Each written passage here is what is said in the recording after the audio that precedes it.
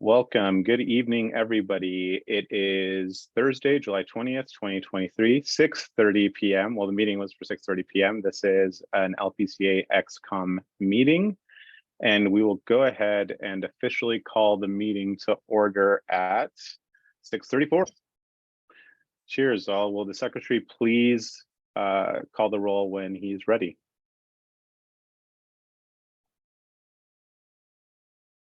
Okay, we have Mr. Malagon, Present. Mr. Alstad. Present. I am present. Mr. Regier, Present. Mr. Butts, Present. Ms. Stump, Present. Mr. Ham. No, Mr. Ham yet. Mr. Alvarez, Here. Mr. Brown, I'm present. Ms. Halsey, Present. Ms. Lepacek, Here. Mr. Lima, Here. Mr. Minoletti. No, Mr. Nichols, Here.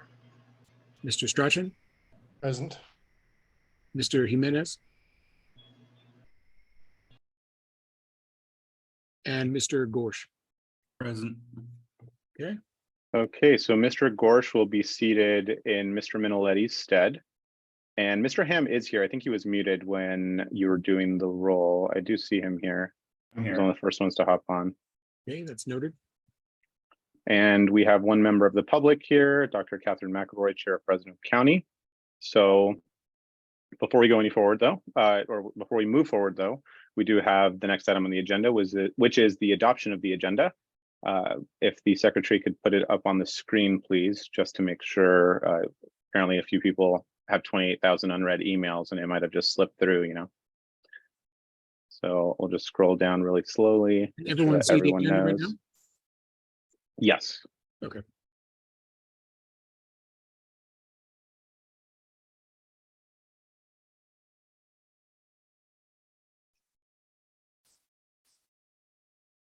Okay, I'll move a little more slowly here. Yes, that'd be great. Some of us went to public school, so it's really important to make sure.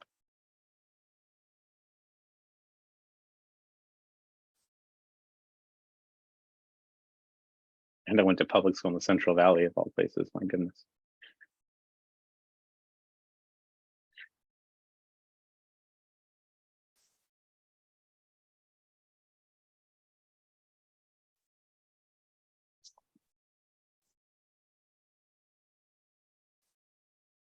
Okay. And that's it, right? Yes, that's it. All right, yeah, and then we just have the resolution and some of the vacancies there, but excellent. So now that everyone has seen the agenda, is there any objection to adopting the agenda? Okay, so hearing that no one has a problem with it, I will go ahead and move to adopt the agenda. Is there a second? I'll second. Seconded by Mr. Alvarez. Is there any discussion? We'll move to a vote. Is there any formal objection to the adoption of the agenda as shared on the screen by the secretary? Hearing none, the agenda is adopted. We'll move on to public comment. We do have one member of the public here if they wish to make a statement. Going once, going twice. No takers. All right, we will move on to the next item on the agenda, which is the approval of the meeting minutes. These were sent out by the secretary and are in the drive that he sent out earlier this week. So that's for June 1st, 2023. That was an XCOM meeting. And July 10th, 2023, that was an XCOM meeting. Does anyone have it? Did everyone who didn't get a chance to review the minutes do it that way? All right, should be pretty straightforward then. I will go ahead and move to approve the meeting minutes as a slate. So June 1st, 2023 and July 10th, 2023. Is there a second? Second. Seconded by Mr. Strachan. Is there discussion? Hearing none, we will move to a vote. Is there any objection to the approval of the meeting minutes as a slate? Hearing none, the motion passes and the meeting minutes are adopted for June 1st and July 10th, 2023. We will now go ahead and move on to the officers' reports. Mr. Lima, you are our resident timekeeper. I believe the vice chair has opted out of these duties. I got So, you. we're Alexa, gonna- set a timer for 10 minutes. No, let's not do that. Let's do it the normal way. If you could do it by, wristwatch, counting Mississippi's, anything but Alexa. But if the secretary would be so kind as to pull up the chair's report on the screen share.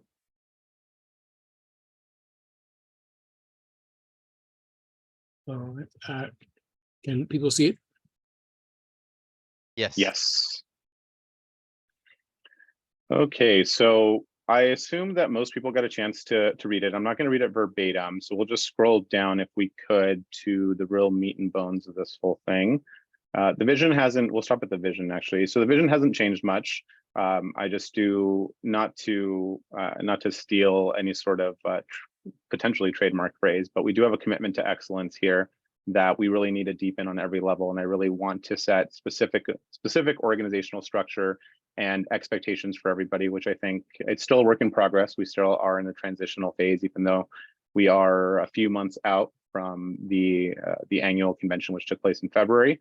It is moving along slowly but surely, and we are headed in a good direction. As far as spreading our message, Freedom Fest played a huge part into this and what we can do and what people are excited about moving forward. And I am speaking about Californians. There were a lot of Californians there, but we'll get into Freedom Fest a bit later. So we'll go ahead. Are there any questions? I guess I'll ask if there are any questions on the vision as a whole. For those of you that read. I put hidden things in there, so I'll know if you didn't read. All right, no takers. Okay, if we could scroll down a bit.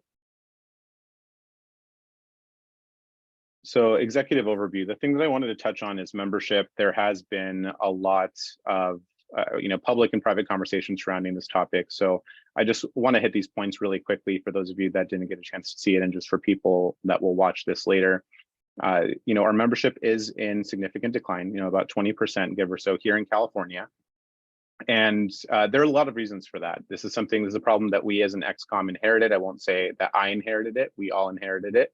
This is something that has been an issue for quite some time, and it continues to decline, but we're going to try to put a stop to it, and we're going to try to increase it. So we just have to acknowledge basic realities. So the first one is obviously a lot of people left the state of California as a result of the government's tyrannical response to COVID-19. Nothing we can really do about that. They went to, I think that stat just came out not too long ago about how many people moved to Florida during the COVID years, and it was 679,000 or something. I'm willing to bet that 678,000 of those were Californians, but we don't know. But I'd like to think so. Anyway, the second one is really important too, and it just goes around disposable income. Those of you that are on the office email, maybe you've gotten private emails about this too. I know I have. A lot of people that have been reached out to for membership, they're going through job transitions, taxes, inflation are at an all-time high. These are big factors, especially here in California. And when you have a family, there are priorities that need to be addressed. So if you don't see any quote unquote value in being a dues paying member, whether it was a basic membership, whatever the $50 one is and above, there is something there. Oh, we can still see your screen. And it went away from there. I didn't know if you had anything that would pop up. I don't want any Jeffrey Toobin situation, so I just wanted to make that clear. Not that I'm suggesting that would be something that we have to worry about, but The you never know. LPGA emails, which I think we would less like to see. Yeah, that's true. So this isn't a small issue, and obviously the big benefit of being a member is that you are going to annual conventions and that you're voting on business and voting on leadership and all of that. And if you're not seeing value, or you don't think that you're going to have the money to go to convention or participate on any level, then it kind of makes sense to put it off. And members haven't just said, "I'm done for good." It's I don't wish to renew right now. I'm going to put it off till I get a job. I'm going to put it off until I understand what my priorities are going to be. All of that kind of stuff. Can we scroll down just a bit more? this is a big one that people, I think, I got a lot of emails regarding this chair's report, and this was copied and pasted and put as an article in the Beacon. So I've gotten personal responses to this, and I know that those at office have gotten some as well. And I think one of the biggest problems, and that we can't really shy away from, is, what happened, not just, well, I guess it started in Reno. People incorrectly believe that it happened before then, but there was a huge influx in membership when there was an appetite for the revitalization of the Ron Paul revolution, right? We saw a spike in membership, a lot of money coming in as a result of that in 2020, 2021. And after Reno, a lot of Mises Caucus members thought that the job was kind of done. We've elected the people that, into these positions that we want to lead the party and see its vision through, or see our vision through rather, and we're good to go. And so people kind of dropped off. Wasn't anything necessarily nefarious or whatever. It was just that they don't really understand the system, and a lot of them being green to not the party itself, but the inner workings of the party and how this works is something that we need to I guess that's the fourth. I skipped one, but that was part of the problem, is that people think that the work is done and the work is just beginning, right? This is our party to shape and mold and our vision. That's why we're here, and we need to see it through. And the California Libertarian Party Mises Caucus, at the very least, I can't speak for other caucus affiliates across the country or national itself, has done a really good job on the recruiting front. And we've brought in a lot of good, talented people that are still excited to continue in doing the good work, which is good. The other problem that we really can't shy away from is the third reason. And that's that, as we know, a lot of people that that have been in the party for however many years, they were kind of disenfranchised. They were upset that they lost their social club, if I'm to be frank. And they thought, well, I'm just going to take my ball and go home. And when that happens, you don't have this kind of cooperation with people, and you can't collaborate on things to make the party better. Everyone has strengths. People that were here before us had institutional knowledge, or have institutional knowledge, that they decided to withhold. We saw this during the transition. It made things very difficult. And this isn't something that's unique to California, but we saw this at the national level and in certain state affiliates across the country that went so far as to even, try to leave the Libertarian Party altogether and take everything with them. Fortunately, we didn't have that happen here. But instead of supporting, young, enthusiastic people that want to see a freer California, we saw them kind of take their ball and go home. And that's really unfortunate. And I really hope that some of them come back. I've gotten some emails. Some people were upset by this statement.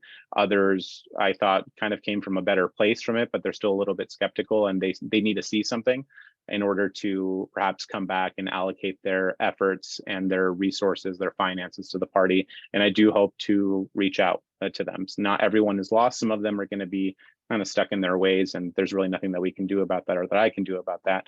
But there are a fair number of them out there that can still be reached. If we could scroll down just a bit more.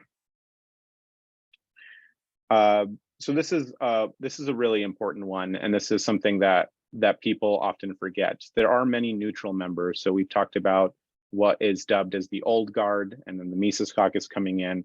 And there are a lot of neutral members. A lot of people got turned off, and you could see this in the Google groups, just signing up to emails and requesting to be pulled off of certain lists because they got tired of the fighting. They got tired of, during my predecessor's administration, getting CC'd on every little thing, every absurd claim or whatever. They were kind of just thrown into the middle of something. You have parents fighting, and then the kids are caught in the middle. And they didn't want to be a part of any of that anymore. So they just thought that we were being childish and that we were disorganized as a result, and that we weren't worthy of their support. That's a big one. We got a lot of messages. I got these as vice chair too. So this isn't anything. This is something that's been going on for quite some time. And it's really a matter of bringing people in and making them realize that we have taken stuff in a new direction. And again, this is, as the Northern Area Coordinator points out, this is why a big step toward that was getting rid of the Facebook business page. It wasn't about business. It was about gossip, and it was about, libel and then slanderous remarks that had been made and making them libel. And it's not healthy. It's very unfortunate that things took that turn, but it turned off a lot of people, and I can't say I blame them. I will add something to this that I was reminded of earlier today, and I believe the officers know where I'm going with this. A lot of people were also turned off in the last couple of years by the action or inaction of previous administrations, especially in regards to COVID. We apparently as a party never took a strong stance against COVID. And that's really unfortunate. I had one member, and he's not the only one, but one member did reach out and say that he was kind of disappointed about the fact that, you know, the California party never really did anything. Here in Contra Costa, I tried to build a coalition. This was kind of my origin story into getting into the party, is that I wanted to fight, you know, the COVID regime, so to speak. And I started building a coalition here in the Bay Area of businesses that would, you know, refuse the mandates and stay open and all of that kind of stuff. And I was hoping that we could do this at the state level. But then, you know, as I told him in my reply, I was very disappointed to go to the convention that was held in Visalia in 2021 and see Libertarian Party, you know, branded masks. That's not a great message for people, you know, if when it comes to fighting the state, right? So I did reassure him that we are in a new kind of era, and that you know, this party is under new business, so to speak, under new management. Sorry. And you know, he's looking forward to seeing what that looks like. He's not looking at renewing his membership immediately, but he is happy that it has taken that turn. But I do remember getting a lot of these emails when I was vice chair, and a few when I was NAC, you know, way back in the day, you know, what, a year ago or whatever. Anyway, but that would be a sixth reason, is a lot of people were turned off by the lack of action and the messaging or non-messaging during the most tyrannical moment that we experienced in our lifetimes, and hopefully the most tyrannical moment that we experience in our lifetimes, and that there isn't something worse lurking there. If we could scroll down just a bit here. Mr. Chair, we are at time. Are we at time? Okay. Great. So that will be, well, actually, I will move to extend for 3 minutes, if that's okay. Can I get a second for that? If you guys want, that's fine. Seconded by Mr. Brown. Okay, we're extended for 3 minutes. Or any discussion? No. Any objection? No. Cool. Okay, 3 more minutes. So recruitment, this is a big one. And we are doing better on this front as far as recruitment is concerned. So we do have a recruitment committee that is looking forward as to why, or looking to see why all these registered libertarians, we have over 250,000, as I made mention, and they are not dues paying members. I've talked about this extensively already, so I won't go into the details, but we really just have to let them know that there is that the party is its own vehicle, and that registering with the California SOS is not the same. And I think that that's a big part of it. And getting that message out there to these people will do us a lot of good. But I do talk about that a little bit. The last thing that I'll just hit on, if we'll scroll down toward the end, I don't want to extend time again. All that's pretty self-explanatory, but we'll go to the very, very end, I guess. Here we go. We'll stop here. So I've been doing my best to kind of promote us and the National Party as best I can. Those are all my media or podcast appearances and things that I've done where these are all strictly libertarian based things that I'm promoting the state party, I'm promoting membership, I'm promoting something on the LNC that we're working on there. So I encourage you guys to share a lot of this stuff. They've been very well received, and I've been told that I do a good job presenting our message and pitching the party and why people should join. So I would strongly encourage you guys to check that out. But I guess I will yield the rest of my extended time unless there are any questions. Excellent. We will go ahead and move forward to the next item on the agenda, which is the Vice Chair's report. If the secretary can note that Mr. Scott Mandel is joining as a guest, and just let him into the room. And I believe, can someone reply to Mr. Minnelletti and remind him that the agenda has the link? I just replied. Okay, thank you so much. And we'll move on to the Vice Chair's report. One was not submitted, I believe. Would the Vice Chair like to give an oral report, or would you like to skip this agenda item? Yeah, just real quickly, I apologize for not sending a report in. The one thing I did want to talk about is the chair and I last week were at Freedom Fest, and we probably spent more time manning the LP National booth than almost anyone there. So we got a chance to talk to a lot of people, and just to kind of underscore what the chair said about the recruitment, we met more than one, like multiple people we met were there because, and obviously to get from California. So these were hardcore libertarians that just simply weren't aware of how to sign up for the party, or that was something to do. And it wasn't like a tough sell. It was like, hey, do you want to join the party? And they're like, yes. So I'm really optimistic. I think the recruitment committee, Mr. Kula, will be coming up the report, but I'm really excited about the prospect of getting the message out to registered libertarians and just getting more people to sign up. If 1% of registered libertarians join the party, we would quadruple the size of the state party. So this is a great opportunity for us, and something we need to really jump into with both feet. I agree. The only thing I'll disagree with is that just because I make it look easy does not mean that it actually is. I did sell a lifetime membership for California while I was there, and it took a little bit of arm twisting, but I got it. But just because I make it look easy, it doesn't mean that it is. And I take offense to for that. the chair. It was easy for the chair to make it so.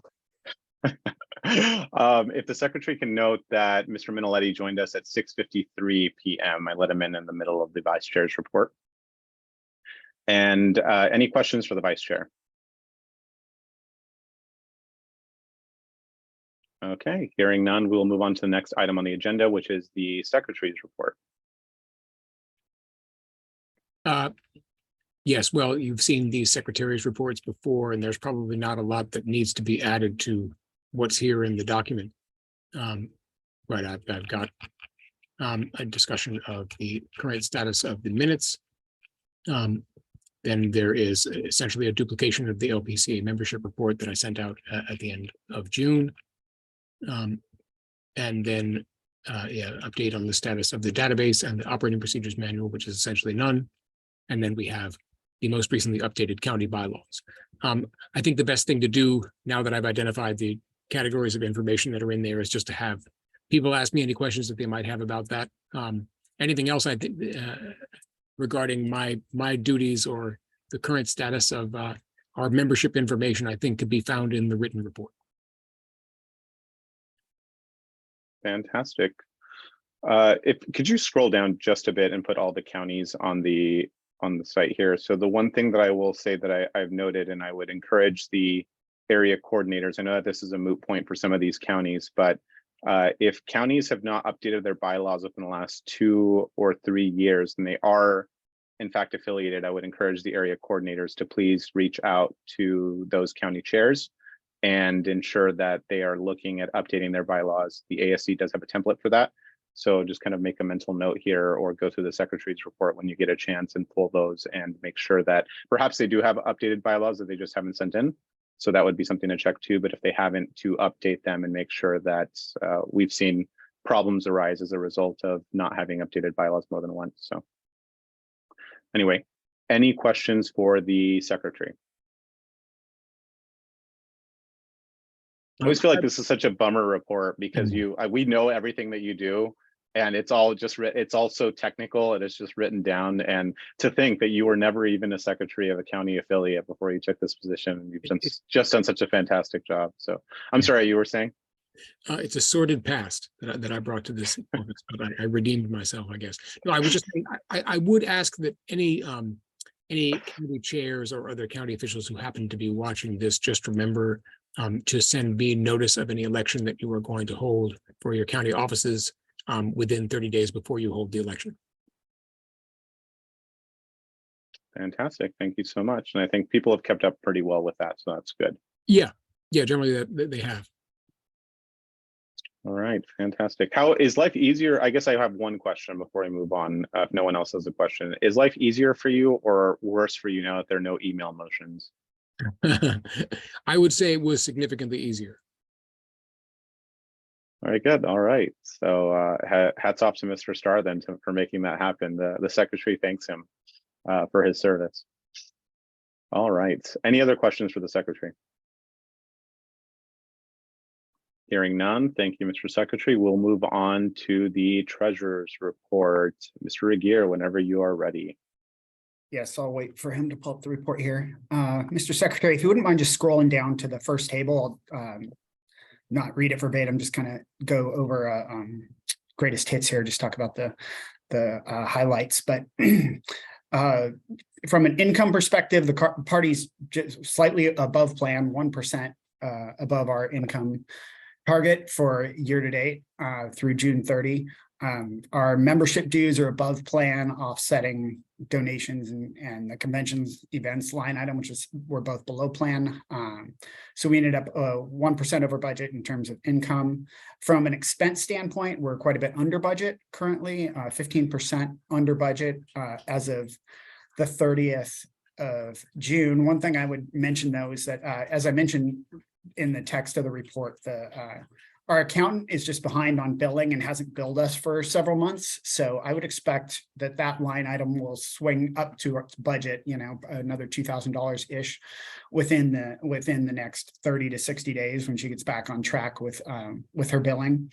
And I hadn't completed it as of the time that I submitted this report, but subsequent to that, I have completed the county dues sharing calculations. And so as a function of the amount of, the lifetime memberships that we got at the convention, our dues sharing for July will be over budget by approximately $2,000. So of that $9,000 variance, under budget variance we have in terms of expenses, I expect that in the next 30 days to swing, to become more like a $5,000 variance. So just as a function of timing of certain expenses. So other than that, I don't have a whole lot to add.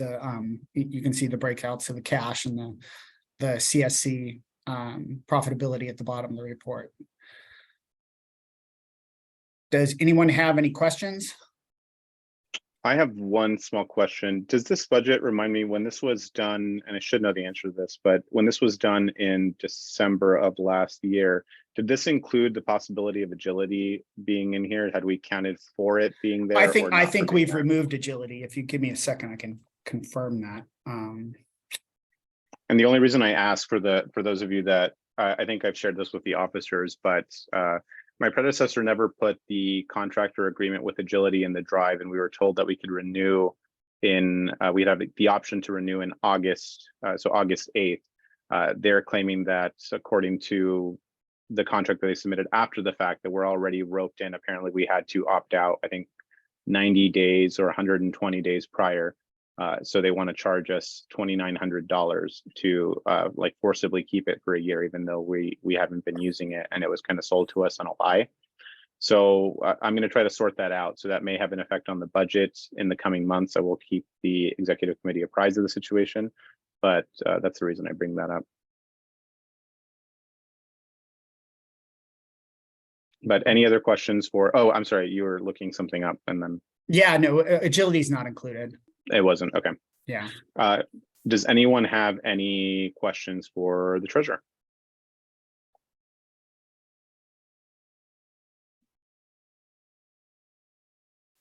All right. Hearing none, we'll move on. Sorry, I just realized there were some people in the waiting room. I apologize. So Miss Carrie Eiler has joined us as a guest, and Mr. Richard Brown, our parliamentarian, is joining us, and Mr. Tim Ferreira has joined us as a guest. So apologies for missing that. All right, we will move on to the next item on the agenda, which is the Northern Area Coordinators Report. The only thing I have as an addendum to my report is on July 16th, I was emailed by Chris Mendez, who is the Treasurer, I believe, of the LP of San Francisco. He and Jay Anthony, who is the secretary, have resigned their positions with the San Francisco County affiliate. They have no vice chair, and so that leaves only Star Child. So the only addendum is that San Francisco Now is technically unaffiliated. So they've lost their standing given the majority. It was a 2-to-1 vote noted in the email that was sent to me as Northern Area Coordinator that they basically are dissolving the affiliate. Interesting. I don't know. I'm going to have to check the bylaws on this. We may have to talk about this offline or have a meeting with the officers. I have to kind of see how that, but yes, every county is required to have a chair and treasurer. I will have to see how they vote. Well, I'm sorry, just to clarify, what was the vote on, to stay affiliated or to stay organized or disorganized? The vote was, pull that up. It was,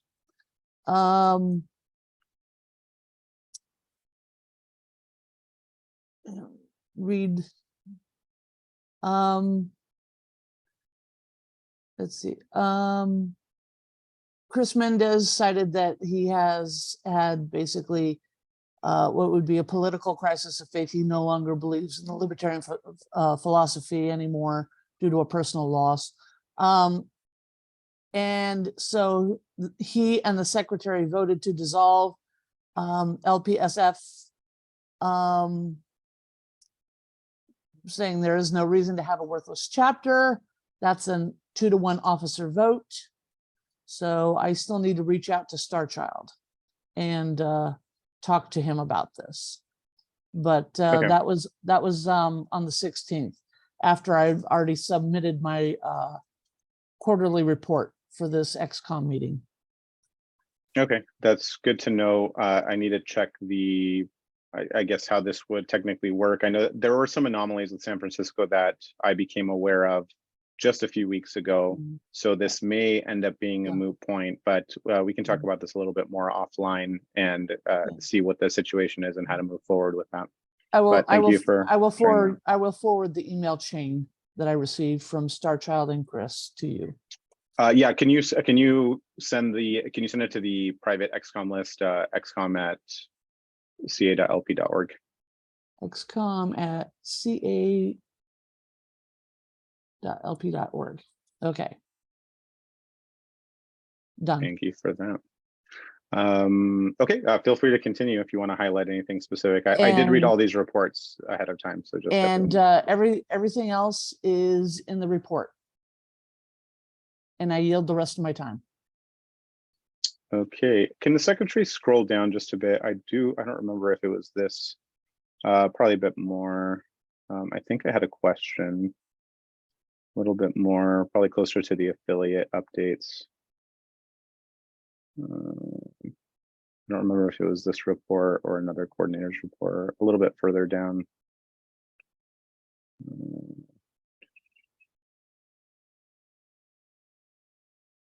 Oh, that's right. Mr. Miller is having personal issues and is going, he's a bit MIA at the moment, but I do expect him to reach back out when he has an opportunity. He did email me personally and let me know. He did just have a child, and then he's had some other family issues. Not that having a child is a family issue. That's great. It's separate from that. So let's see. Maybe a little bit further down. Might have been a different. Mr. Zach Kincaid had retired from pro tem chair of Yolo County, so I included that. That's right. Yeah, that was already in there. Okay, no, it must have not been this report. Are there any questions for the Northern Area Coordinator?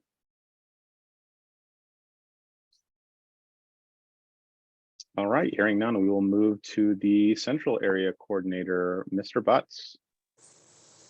Hi.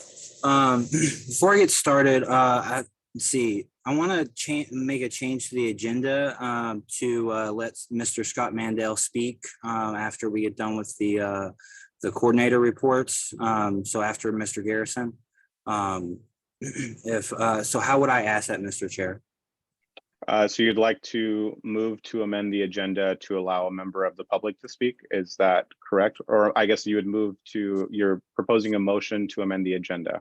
Is that correct? And that motion after that would be to allow Mr. Mendel to speak? Yes.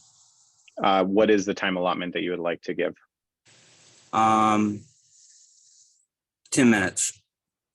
And then Okay. maybe, and then if we don't get there, if we don't reach 10 minutes, and we don't reach 10 minutes, but at least 10. Okay.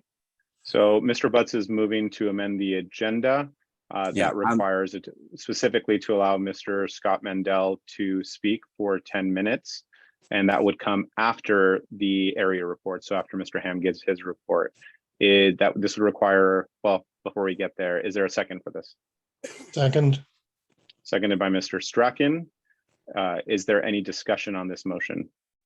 I just have a quick question. Like, what does Mr. Mendel want to talk about? Excellent question, Mr. But Butts. I had a phone call just as I was starting to speak.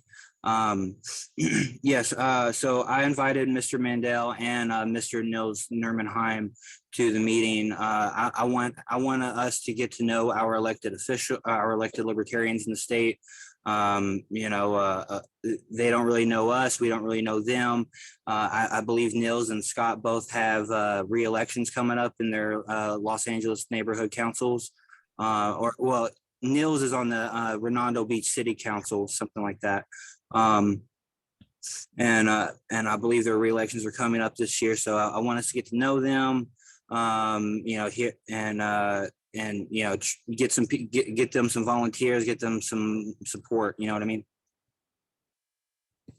Thank you, Mr. Butts. Is there any further discussion on this motion?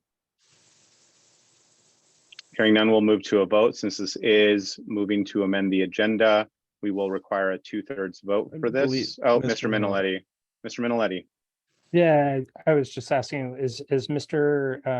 Narenheim on the call now too, or is it just Mr. Mandel?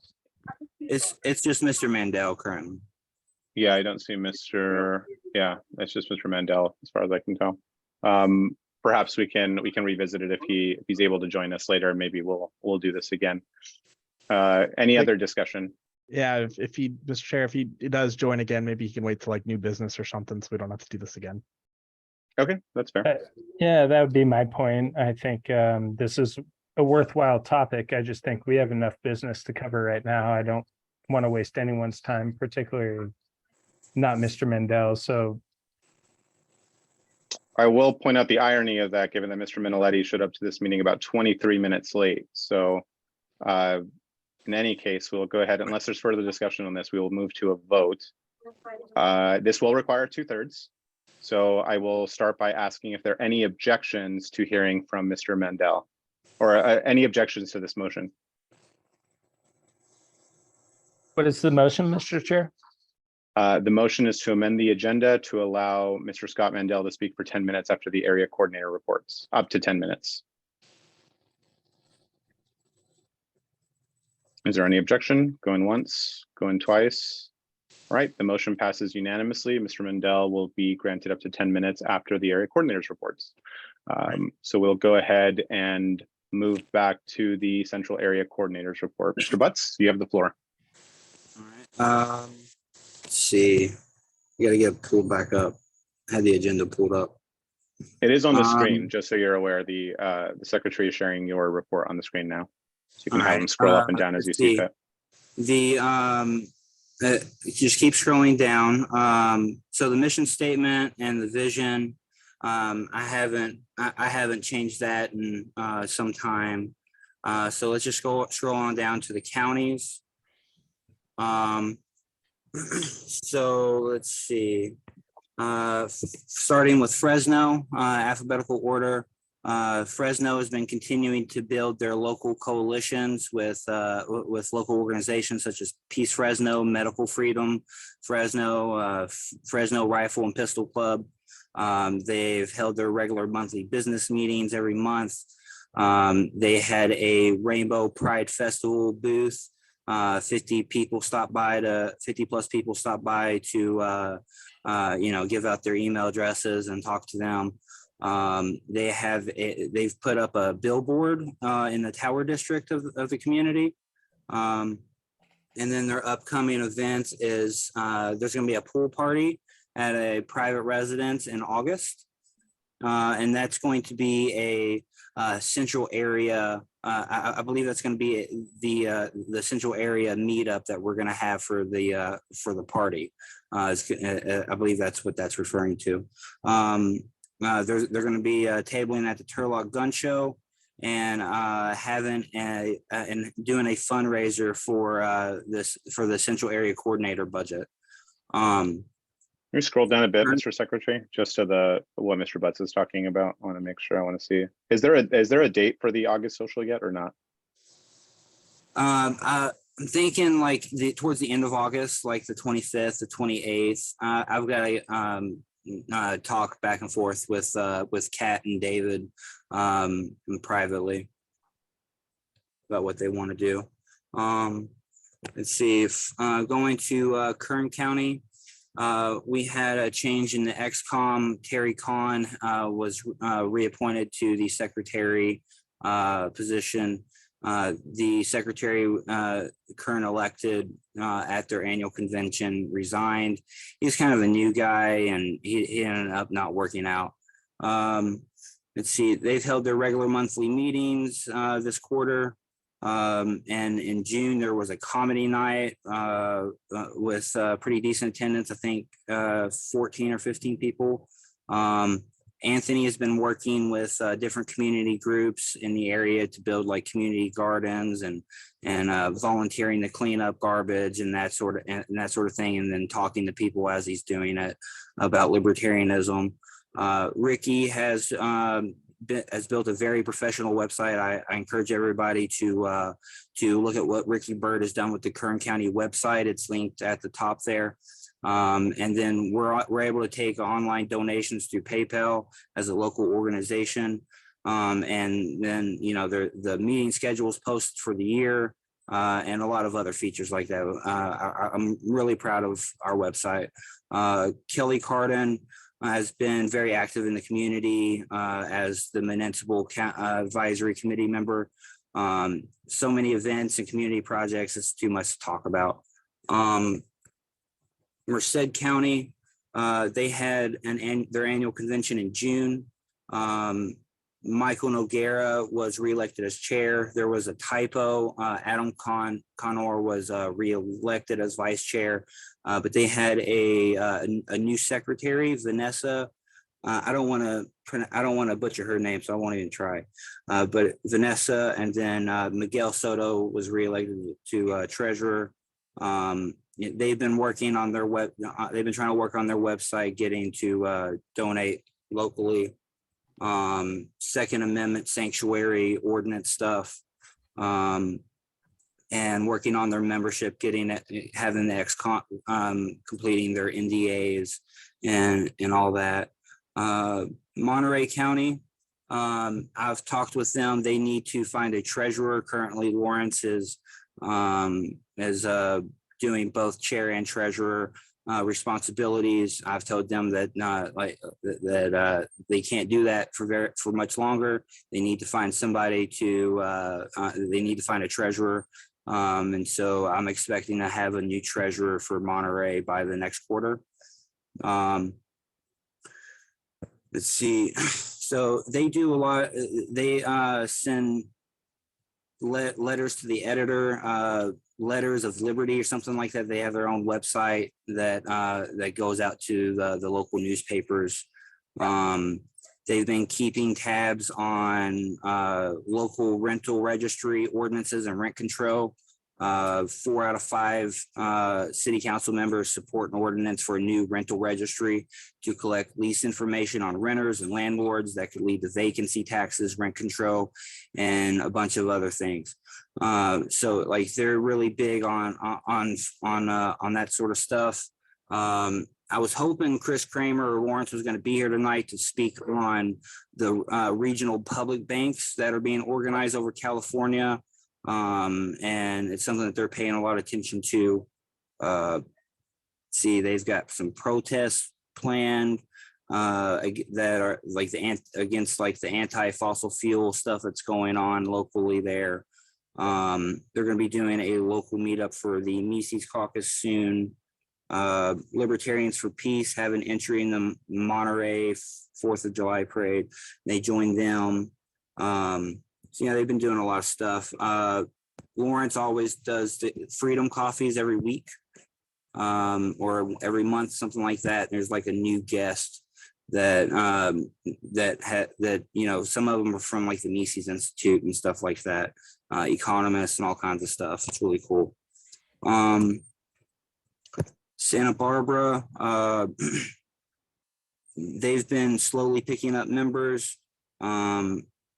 Let's see, Elijah Mack, he's running for state assembly. He's 19 years old, I believe. And he thinks he's gonna be able to fall into the second place. He doesn't think there's going to be any Republicans running for the seat, so he thinks he has a shot at that at being on the ballot in 2024 there. So you know, I was as real with him as possible. He's set on it, so you know, I'm going to be there for him.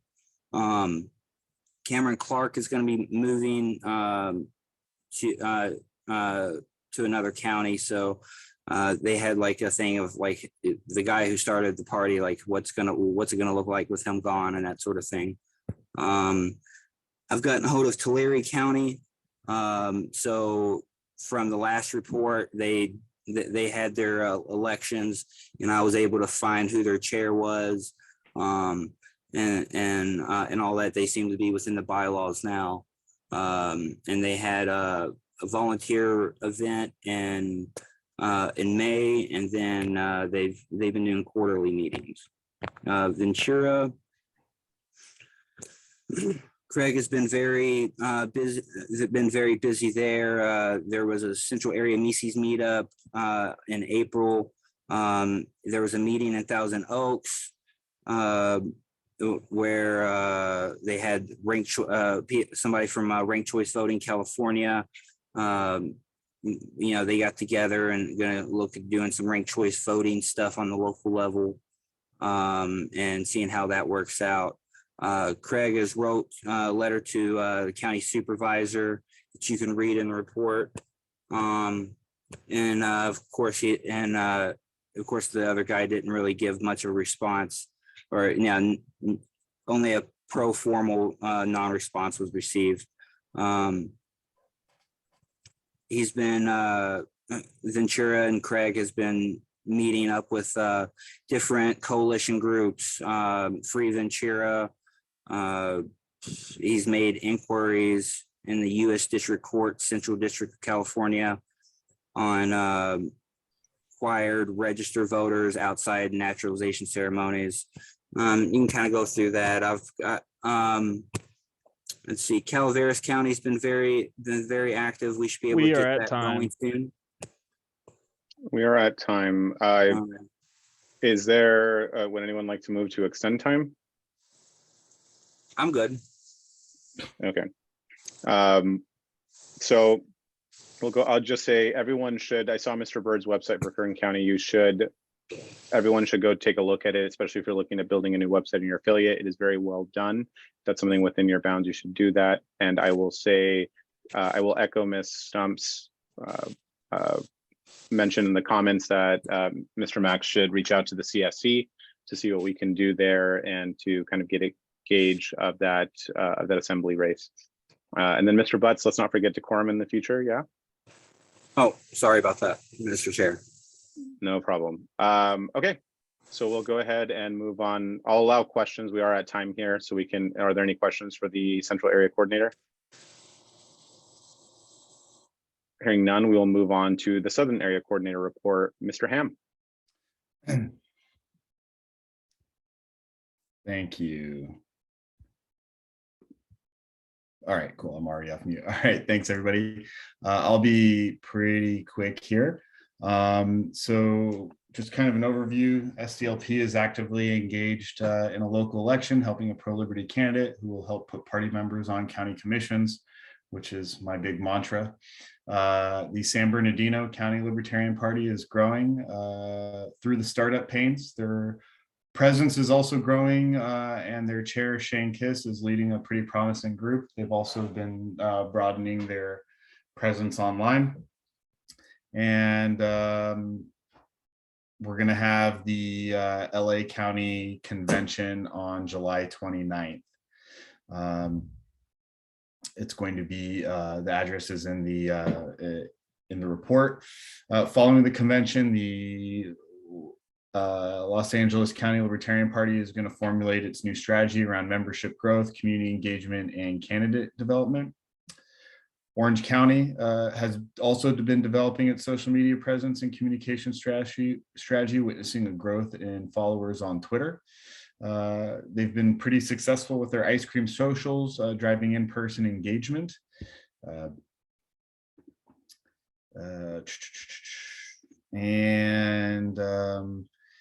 It's an opportunity for them to find new volunteers. Upcoming events will be at the Bruheim on August 10th and another ice cream social on August 15th.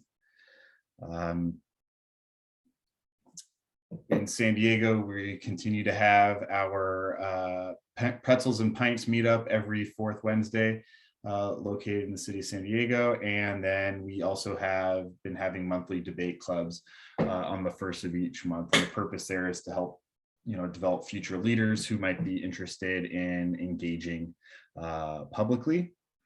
And then finally, the Riverside County Libertarian Party will be having their annual county fair booth on Labor Day weekend at the Norco County Fair. They're always looking for volunteers, so if you can volunteer, Mr. Dean would be most appreciative. And they recently just had on the 29th of June their in-person meeting at a restaurant for lunch, where everybody of course is invited. Beyond that, the Riverside County Election Advisory Committee, on which Mr. Dean sits, is also having one of its very irregular meetings on August 30th on Zoom. And he thinks it's going to include an intro to warming up to the primary for 2024. That concludes my Southern area report. At this point, I will ask for questions. So I have two comments. So one, either when I was Northern Area Coordinator, my endeavors were successful, and I did successfully take over the South, because I do see Northern Area Coordinator and NAC and a few references to the Northern Area Coordinator in the report. I purposely did not mention that in the email thread because I wanted to make that joke, or the South has taken over the North and Ms. Stump is unaware. But I really purposely waited just to make that joke. So that's why I didn't correct it in the email thread. Second, I will just say, so I'll just ask you to update that template. Second, if you can have Mr. Kiss reach out to me at his earliest convenience. I do have a member that just joined who appears interested in running for office in San Bernardino. So perhaps we can collaborate on that, and I'm going to get them in touch with the CSC soon. So just a couple of points on my end. Okay, I'll text him right now to let him know before I forget. And yeah, I hope you guys enjoy my reign of terror in the North. Just because you were from Contra Costa initially, Mr. Ham, does not mean that you will forever be a resident here. Are there any other questions for the Southern Area Coordinator? All right, hearing none, we will move on to the next item on the agenda, given that it was amended. The next item on the agenda is Mr. Scott Mandel addressing the Executive Committee. Thank you, Mr. Mandel, you have the floor. Thank you very much. My name is Scott Mandel. I am the president of the Studio City Neighborhood Council. For those of you who don't know, Studio City is in the San Fernando Valley of the city of Los Angeles. I'll just give you a brief overview of what a neighborhood council is, and this is specific to the city of Los Angeles, nowhere else. So if you're not interested in the city of Los Angeles, just cut me off right now and save your time. Neighborhood councils are kind of like the grassroots elected city official advisory committees and boards of Los Angeles. We're volunteers, although we are city officials. We're bound by the Brown Act, ethics, code of conduct, all the good stuff that the city of Los Angeles workers are, except we're not paid. But what we do get is we get a seat at the table, we get time at City Hall to speak, we get extra time, we get to go first, we get to meet with our elected officials, city, county, state, and even federal. And what this is, at least what I learned in the last 3 years, I was just reelected as president last night, actually, is that it'll become whatever you want to make of it. If you want to really be involved and you want to make change and you want to find out how the government works on the most local level and how it's controlled by the statists in Sacramento, this is the place to be. It's a self-serving position. You promote your neighborhood council, you create a more powerful and more known neighborhood council, and you get your voices heard. You get recognized by your elected and appointed officials, whether it's the city planning commission, plan review boards, council members, state assembly, state senate, and even federal office. So I'm not going to go too much into what we do, but we do have access to certain city privileges like the council file system. So we get to submit community impact statements, requests for actions. When I go to a plan review board, I get 5 minutes. I get to speak first. And well, because I'm president of the neighborhood council, I get these extra privileges. But you really get to learn exactly what's going on in government, who is to blame, who gets credit. And if you're good at your job, you can change the hearts and minds, not only of certain elected officials or their deputies, but of the voting public, which I think is more important. By the way, I want to just preface all this. Although I am the president of the Studio City Neighborhood Council, I'm speaking as a private person because I see it's being recorded. So nothing I say are the views of the Studio City Neighborhood Council. I would just rather you guys ask me questions if you don't know what the Neighborhood Council is. And then I'll just add the Democratic Socialists of America, the LA branch, they're very interested in the City of Los Angeles Neighborhood Council system. And there are 4 or 5 new socialists that have been elected to the city council with help from the neighborhood council system. And this is an opportunity, I think, for big L or even little L minded libertarians to affect change. I'm too old to run for real office, but for you youngsters who are starting off, this is a gateway to field deputy positions and then to actual positions where you can run for office, city council and such. So with all that, if you have any questions, I'd be happy to talk to anyone who lives in the city of Los Angeles and explain to them, I can do this offline, of course, how to get involved in the neighborhood council system, how to run, how to get elected, and then how to move up to be president where you can really affect change for liberty. Thank you so much, Mr. Mandel. Thank you so much for coming, first and foremost, and thanks to Mr. Butts for arranging this. I'm glad that this was the topic. I did a bit of research on neighborhood city council, and I didn't really know what that was. I tried to look it up a little bit, so you gave a very good overview of what that is. Thank you so much for representing the Libertarian Party. As a true elected official, you made it clear that you were speaking as a private citizen, so I definitely appreciate that. If you would be so kind as to, I would love to get more people involved in something like this. Mr. Butts made a really good point that this is the perfect libertarian political position. You don't get paid with taxpayer money and you can affect real change at a very local level. So this would be something that we should be pushing on libertarians in the LA area. So I'd like to, if you could shoot me an email at chair@ca.lp.org at your earliest convenience. I would love to connect you with John Dew, who is the new chair of I know LA John. County. Oh, okay, perfect. And then obviously our Southern Area Coordinator, who you heard speak earlier, to get some people elected in these positions. And are you running for re-election? Is that what Mr. Butts said Already earlier? won. Oh, look at that. I'm already reelected. I'm on my second 2-year term. And on my second 1-year term as board president. That's fantastic. So we can't help you, but you can help us. So we can you can share your wisdom with those running for local office. We have some open seats on the board. So are there any libertarians in Studio City? If there are any in your registration rolls, send them my way. We have 4 board seats open and I can really use some more votes. Yes, we can. On the issues that we vote on, that we get community impact statements and all that stuff. No, we can definitely do that. Please do shoot me an email, and then we can workshop this offline and get. I know that Mr. Du is on holiday right now, but he should be back shortly, and then we can start getting people into registered libertarians in the area. There might be already dues paying members that are attending regional meetups that would be interested in something like this, and this seems like low hanging fruit if we have that many positions open in the neighborhood city council. So this is a fantastic opportunity. Can you put your email in the chat and I'll send you some information? Yes, I can do that. In the meantime, does anyone have any commentary or questions for Mr. Mandel? Yes, I would like him to write an article that I include in the October issue of The Beacon on this matter of getting involved locally in the Los Angeles region. You want me to Oh, write? that'd be fantastic. Usually I get written about, but sure, I can. Yeah, write up an article. It's tough when if I write something as the president of the neighborhood council, I got to be careful. Well, you can write it as a private citizen, yeah, advocating other libertarians to get involved in their local city councils.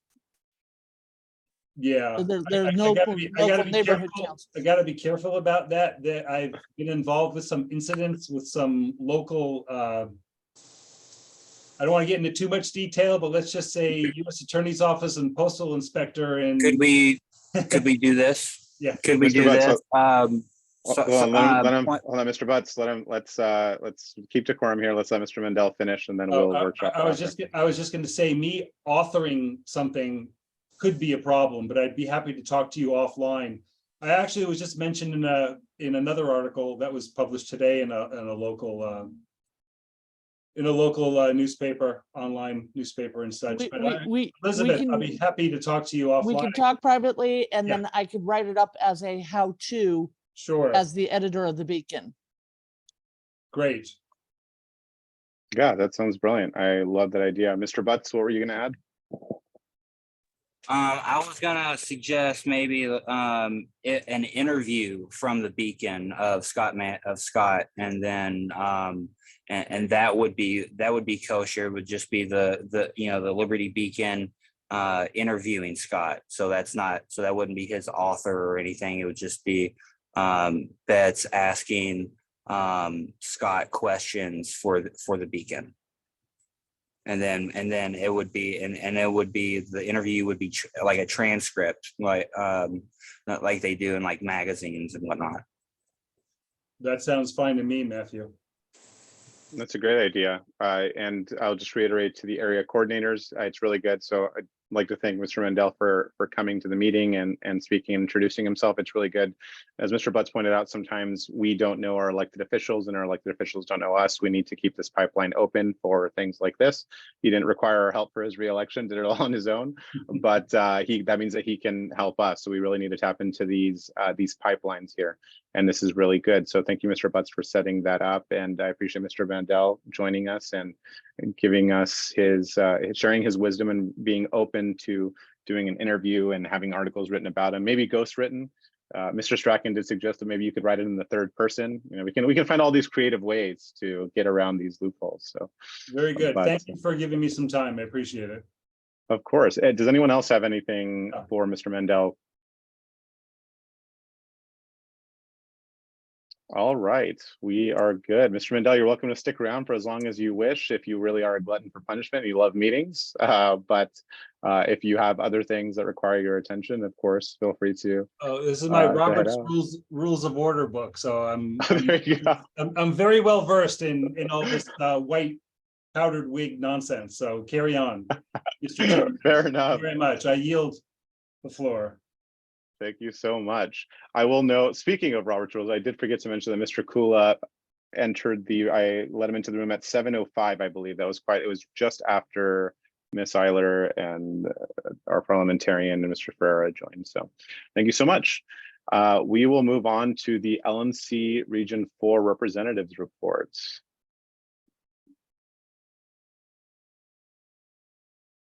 I don't know if they're here or not. We'll have to figure it out. Oh, I am here. Okay, excellent. So let's scroll down just a bit here. So all that is pretty simple. Let's get to the representative, not necessarily the goals, that's all the same. We'll move on to, we'll start right here. So as you all know, my predecessor is on the call, the great Carrie Eiler. She was the LNC Region 4 rep, and her reign of terror ended on May 18th, 2023, which is when my reign of terror began. So I've been representing California, or Region 4, or it's one and the same. His interest on the LNC and helping the chair seek out the vision that she promised to the delegation in Reno in 2022. So I think we've already covered this extensively, so we'll go ahead and move on a little bit more.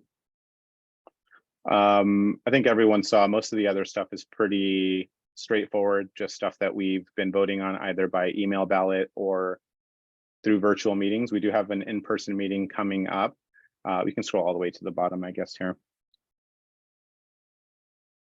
Nothing noteworthy has really happened as of yet that I am at liberty to discuss at the moment. So we do have our next LNC in-person meeting in Washington, D.C., the belly of the beast, where we'll be touring LPHQ for the first time. At least I will be touring it for the first time. As some discussion items have come up about whether or not it's viable to keep it there or keep it at, well, we'll keep it there, I guess. So we'll be touring the facility and discussing some things there. That'll be August 19th through the 20th. So I will be indisposed during that time, just so that everybody knows. The most significant thing that is relevant for our purposes here in California is that I am working with Ms. Eiler to put a bid forward to have the next in-person LNC meeting here in California. The last time that an LNC meeting, an in-person meeting was held in California, I believe was 2008. We're long overdue. And quite frankly, I just think it's absurd to have to go to the East Coast all the time just to accommodate the rest of them. It's not my fault that they all live over there. They should live closer to here. So we are going to put that bid forward. I think I do have a lot of support for having it here in California. It's a great fundraising opportunity. It'll likely be in the LNC chair's former backyard in Laguna Beach. I think that would increase the ability for that would increase the attendance. She'll obviously have little baby Arthur with her. And if there's something that the vice chair and I learned, is that having a baby somewhere really just brings people to, to your booth or to your event, especially if it's a brown guy holding a white baby. People have a lot of questions. So intrigue, if not cuteness, they come to the booth.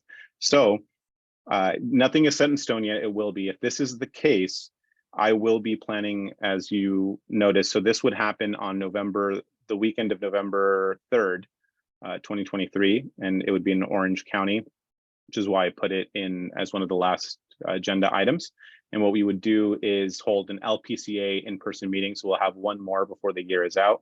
Been doing really well and getting stuff done during these virtual meetings, but it's a good opportunity for an LPCA XCOM meet and greet and LNC meet and greet to do a joint fundraiser for the LNC as well as for the LPCA and get some potential candidate training done. So we do have a lot of opportunity for events, for fundraising. So we're going to see how this kind of plays out. I won't have an update for this until after the LNC meeting, of course, but yes.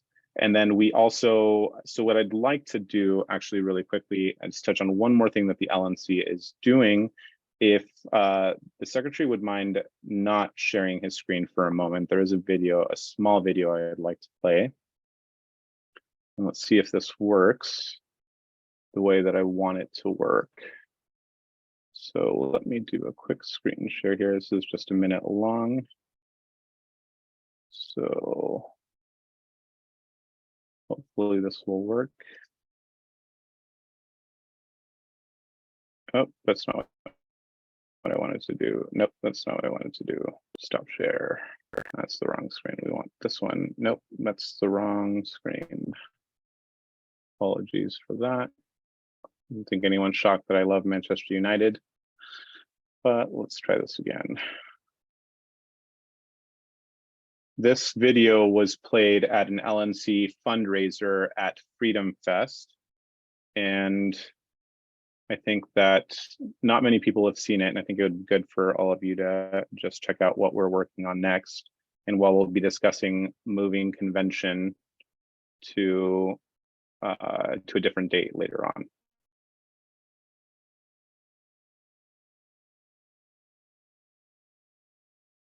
Can everyone see the screen? It's not playing anything yet, but it will. It's just white though. Oh. Let's see if this is gonna work or not. Oh, is it not gonna do it because it's a video? No way. Is that a thing? Maybe if I don't do the full screen, it'll be fine. Let's try it this way.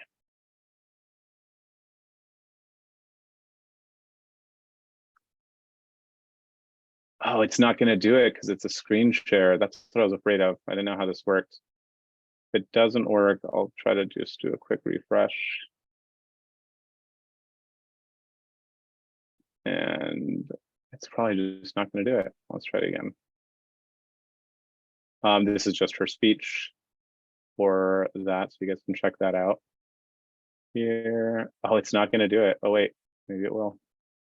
Let's find out. Let's all find out together. I'm excited.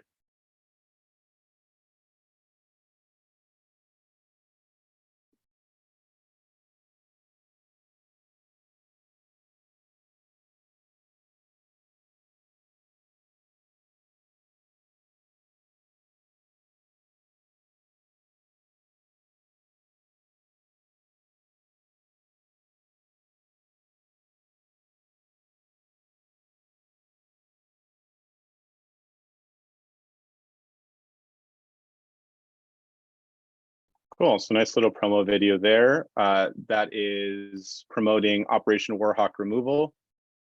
Oh wait, Did anything it play? start? There was no audio, but there was a Did video. it start at the beginning earlier or not?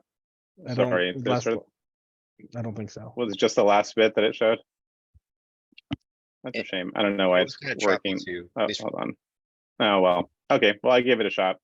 Anyway, really good promo video that will be released later. I thought I'd give it a shot. I thought it would be spotty at best. But anyway, Operation Warhawk removal. So that's something that the LNC is promoting. There is going to be a rally where we're trying to get a lot of speakers, build a lot of coalitions with different parties, activists in Washington, D.C. on President's Day weekend. So something similar than what happened last time, where we had a rally of about 3,000 people there. The LNC did. I wasn't on the LNC at the time, but that's where we're going to be looking at moving our convention to a different date, even though we had initially looked at President's Day weekend to ensure we have a maximum turnout. A lot of people want to be able to go to both. So anyway, it's something else that we're working on in the LNC. That'll be a really good opportunity, along with obviously bumping up membership, which we did really well on.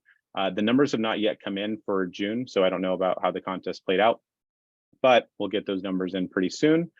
I think that is it for me. Are there any questions for the LNC Region 4 representative? Oh, actually, really quickly, I will just say that so Carrie Eiler has been absolutely fantastic and incredibly instrumental in this transition. Still helps me on a regular basis navigate through some of the stuff. As you already saw, this was a strategic decision. She's still very much working hard with staff on the LNC and directly with the LNC chair to get a lot of projects accomplished, and her unwavering commitment to advance liberty, not just here at the state level, but on the national level, is fantastic. She puts in probably more hours than I do, and that's really hard to do. And she has a family and does mom stuff and all that great stuff. So I could not give higher praise to Carrie Eiler for everything that she does, and she's just been absolutely fantastic. So any questions before we move on? All right, hearing none, we will move on to the Affiliate Support Committee report. If the secretary can pull that up at his convenience.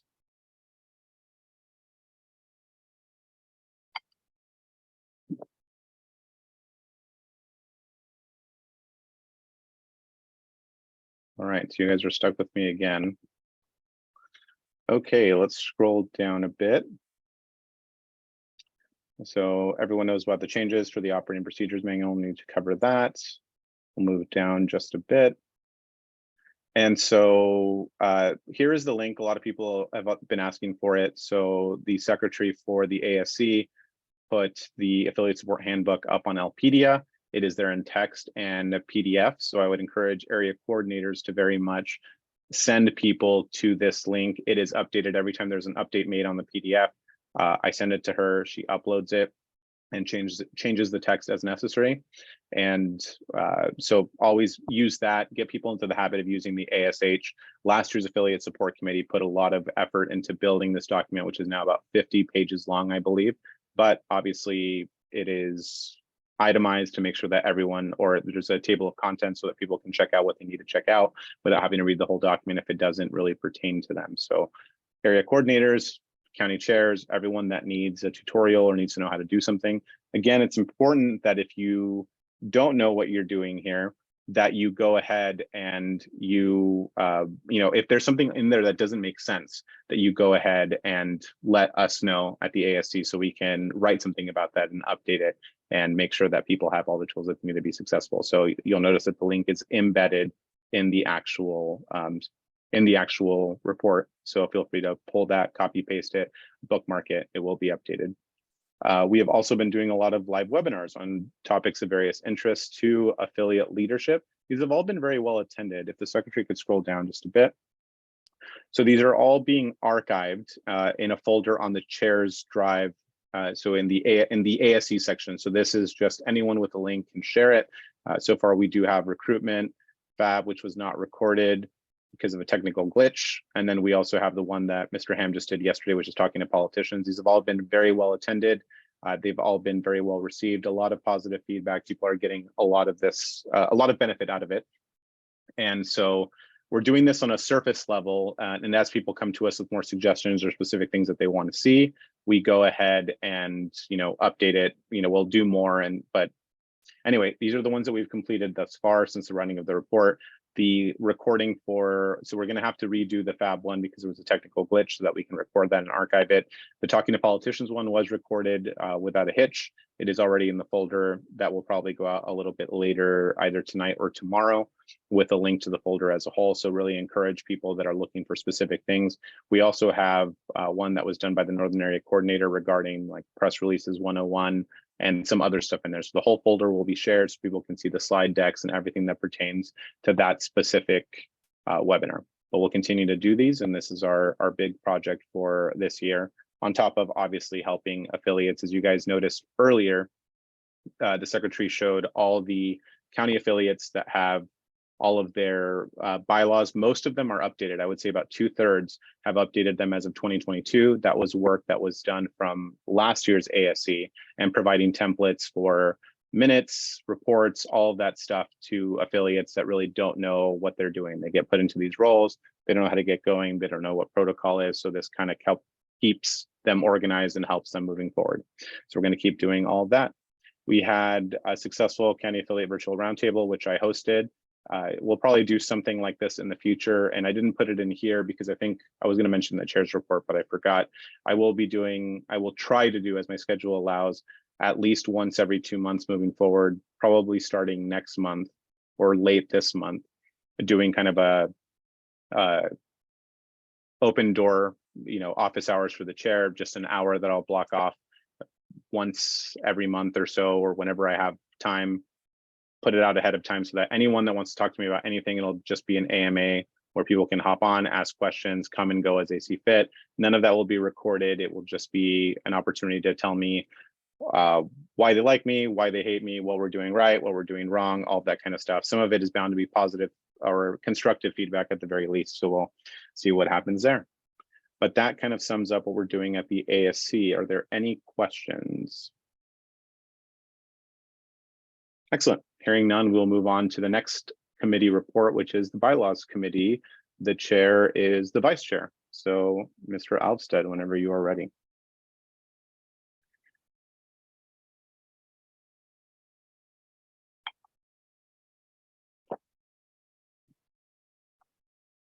And you're muted if you're speaking. I don't know if you're speaking. Oh, you are speaking. I just had to scroll down. The boomerness on this call sometimes is amazing. You are an engineer. My goodness. Anyway. Yeah. We had 2 meetings in the bylaws committee. The first one was Mr. Aaron Starr, who has proposed 11. One of them one of his proposals has 2 competing proposals, so technically 12. proposed bylaws changes. If you could scroll down a little, Mr. Secretary. So yeah, there's a couple of them were interesting and maybe controversial. One of the proposals was that ex-con at large served on at least one committee. He had a different idea for county dues. A lot of it, if you go down a little further down the list, a lot of them were simply redundant language, obsolete language, things that other sections of the bylaws have changed that no longer make this relevant. So we support most of them. Mr. Starr does not want them in the bylaws report at convention. So I think what we will do is continue to work with them on some of the controversial ones and come up with something that we can support. And at the end of our report, have a recommendation that we look at his report. And if we can't, we'll probably do that either way. If on some of these, we might include that we do not recommend passing all of them necessarily, but for the most part, we were in pretty good agreement. We'll probably be able to come up with which we can all live with. Oh, I'm sorry, Mr. Brown has his hand up. Mr. Chair and Mr. Committee Chair, if it's possible for you as Committee Chair to send me a copy of the report, or maybe to reach out to me about the proposed changes, I would appreciate it. And yes, and Mr. Mulligan has my contact information, and I'll be happy to share it with you too. In fact, I'll type it into the chat. Yeah, we can do that. If you want to send me an email, just quickly to remind me, I can do that either after this meeting. I do have one after this, but no later than tomorrow. I'll do that. Thank you, Mr. Chair. Of course. And by the way, I wanted to add, I've got some suggestions for the bylaws committee as well. That there really are some things in the bylaws that need to be cleaned up, and this is the time to do it. Yeah, no, yes, I agree. Yes. This would be the time, and any of those changes, if you want to reply to that same thread, or if you email bylaws@ca.lp.org and then just CC me so I can see what's going to be proposed. And once we get people comfortable with stuff before the report even comes out, then there will be less kerfuffle at convention, which is always the plan, especially during a presidential convention. Absolutely. Thank you, sir. Of course. Thank you. Thank you, Mr. Brown. And then we had a second meeting that was more of a traditional bylaws committee meeting. The only amendment that we voted on was one that would allow the convention committee to change the venue of a convention after the 120-day meeting notice deadline has passed. Obviously, for obvious reasons, if anyone who attended the last convention understands the impetus behind that. That is the report. Any questions? All right. Any thank questions for the chair of bylaws? Nope. All right. We will move on to candidate support committee. Oh, that's also me. I have a lot of hats. All right. So candidate support committee, let's go ahead and scroll down. We'll try to move this along here a little bit. So the big thing that I just want to stress to everybody, I did stress this at convention. The convention committee already knows. I just want to make this really clear to everybody. We are changing the strategy for the CSC. This is something that is unpopular with some, as we saw at convention, but support means being able to help our candidates with something beyond money. We don't have a lot of it. I don't think that's a secret to any of you who saw and read the treasurer's report. So we have to allocate our resources appropriately. So we're going to be looking at candidate trainings, and we're going to be looking at having a campaign consultant on retainer to help with the most winnable races. We don't want to cut anybody out. Obviously, we have L2 data. We might be able to send email blasts asking for volunteers and support. And so we want to make sure that we allocate it towards the most serious candidates. We always know that Libertarians are infamous for throwing their hat in the ring and whatever just to get on the ballot. But we need to allocate our resources a little bit better. And we need to make sure that people aren't burned out. That's a huge problem. We saw that this last election cycle. So given that we have finite resources, we need to make sure that we are focusing our efforts on those people who are taking their campaign seriously and that are in winnable races. And we also need to, actually, if we'll scroll down a little bit, one of the things that I didn't put in here that I should have is, well, first I'll cover the vetting process. So most of the candidates will come to the CSC. There will be a tailored vetting process for each one. So someone like Mr. Mandel, for instance, who has already won and shown that he's great at what he's doing and continues to win, support would be very easily given. For someone that comes out of the woodwork and wants to run for an office, that's great. We don't want to discourage that. But sometimes as libertarians, we forget that a lot of this stuff, depending on the office too, it's a long game.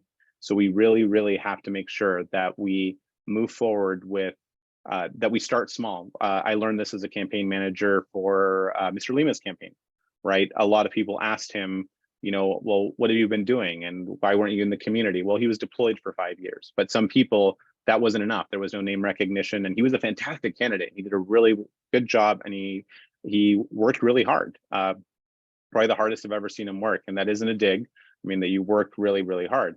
So, but it didn't really produce the results that we wanted. And so the biggest reason why was that he didn't have name recognition. So sometimes we have to push. So something that I didn't put in here that we really have to start focusing on is these unsexy positions, the easier ones that people can get to get name recognition. Mr. Ham had a brilliant talk on talking to politicians and getting in this whole thing yesterday, as I talked about at during the ASC report. I'd encourage everyone that didn't attend to check it out, but we really need to focus our strategy on open seats. Some are significantly easier to get than others. You have now embedded yourself in the community. People know you, you're playing the game, and it gives us long-term success. I'm not opposed to doing a long shot campaign, but it really, really needs to make sense. So I'm not really as concerned with gubernatorial races or people emailing me every other week saying that they want to run for POTUS, but they're a Democratic Socialist and like one of their values aligns with our whatever, right? That's really not a concern to me. We want to really focus on as local of a race as we can, ideally nothing higher than assembly. And again, the party has to get something out of it, either exposure or, well, I mean, exposure at that point is what you would be getting if you wouldn't be getting a flat out win. But again, just throwing money at a candidate doesn't do us a lot of good, especially at the beginning. And I was kind of appalled at how this committee ran in the past, where they would just cut checks, disguised as loans that were never paid back. I think last year, the only two candidates to pay anything back were Mr. Lima and Mr. Tom Nichols, both who are on this call. So things really do need to change, and we're going to try this out. If it doesn't work or we experience some sort of difficulty, we can pivot moving forward. But that's the biggest thing that the CSC is working on at the moment, and getting the best prices moving forward for those trainings, and kind of having these consultants compete amongst themselves to see who provides the most value to the party for their respective buck, if you will. If you can scroll down just a bit more. I think, I did mention that a little bit. So, okay. And then Ms.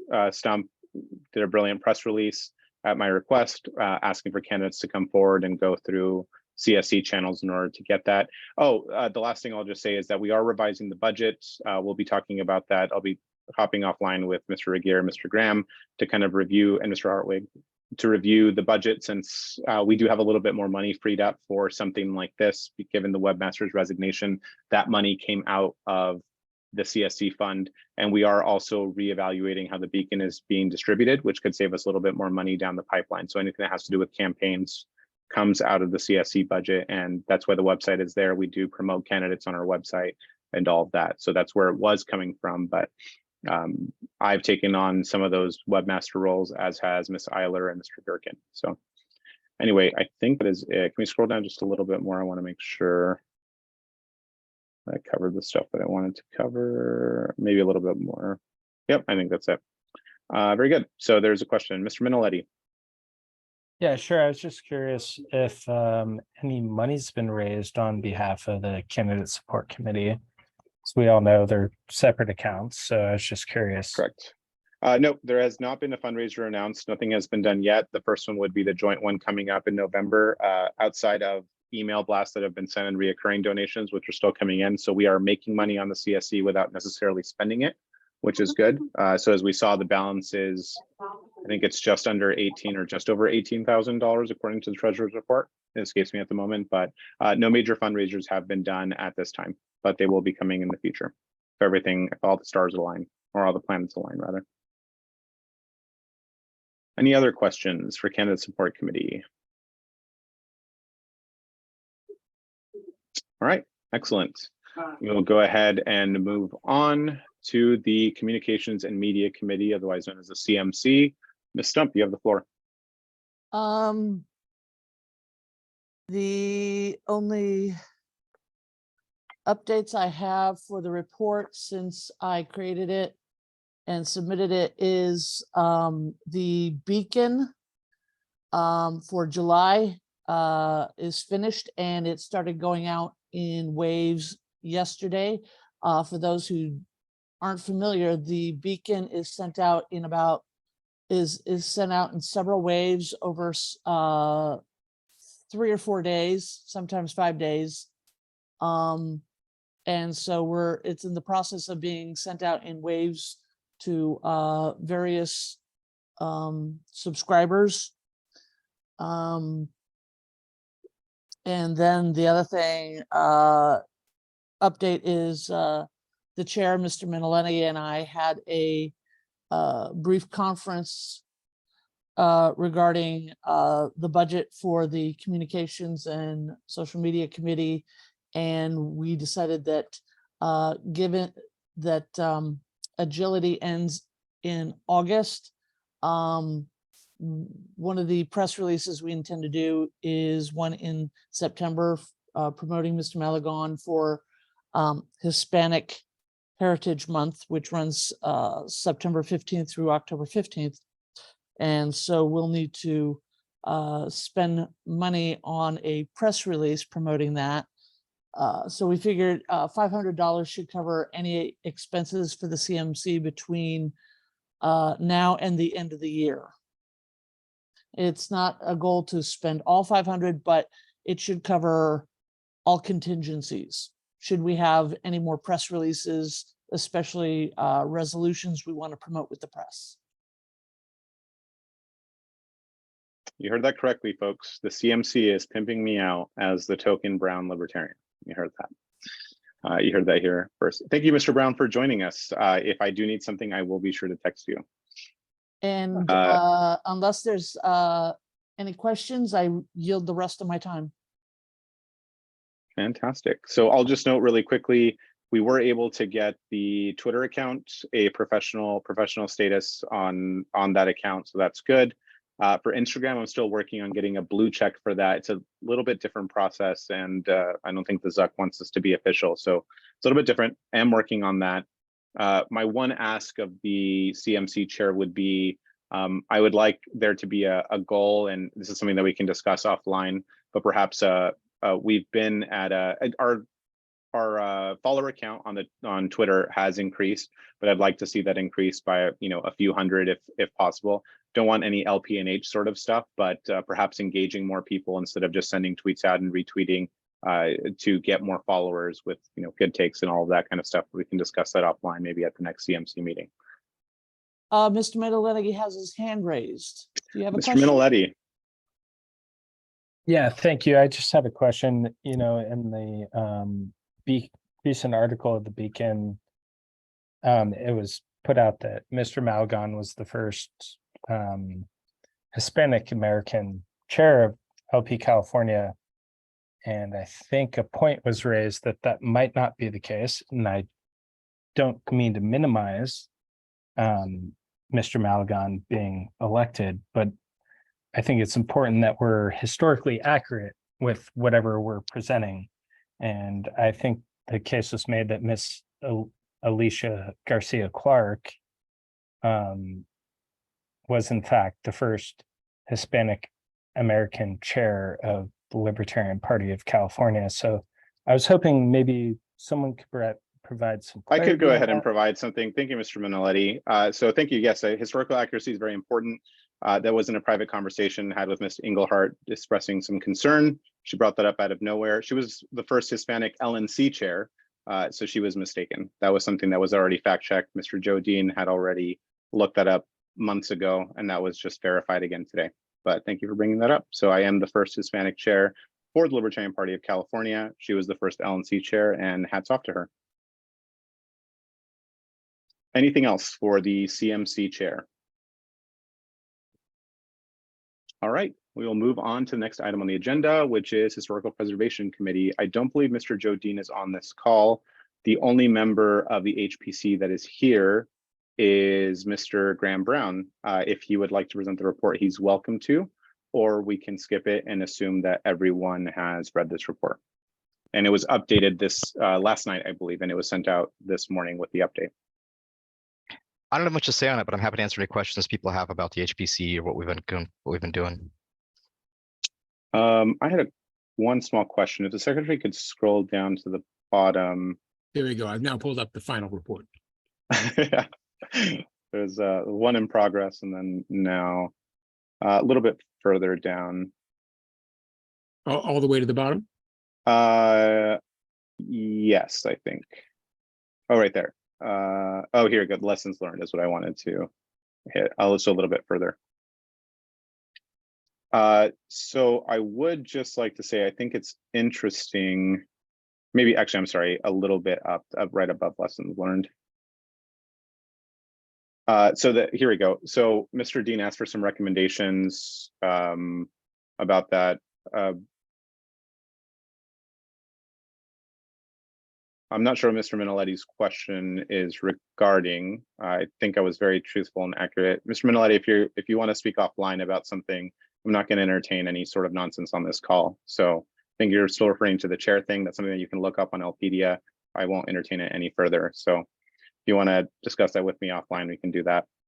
But so one of the things that I wanted to talk about, this would be the mining files thing was interesting to me. I think that would be the course to go if you wanted to recommend that to Mr. Dean.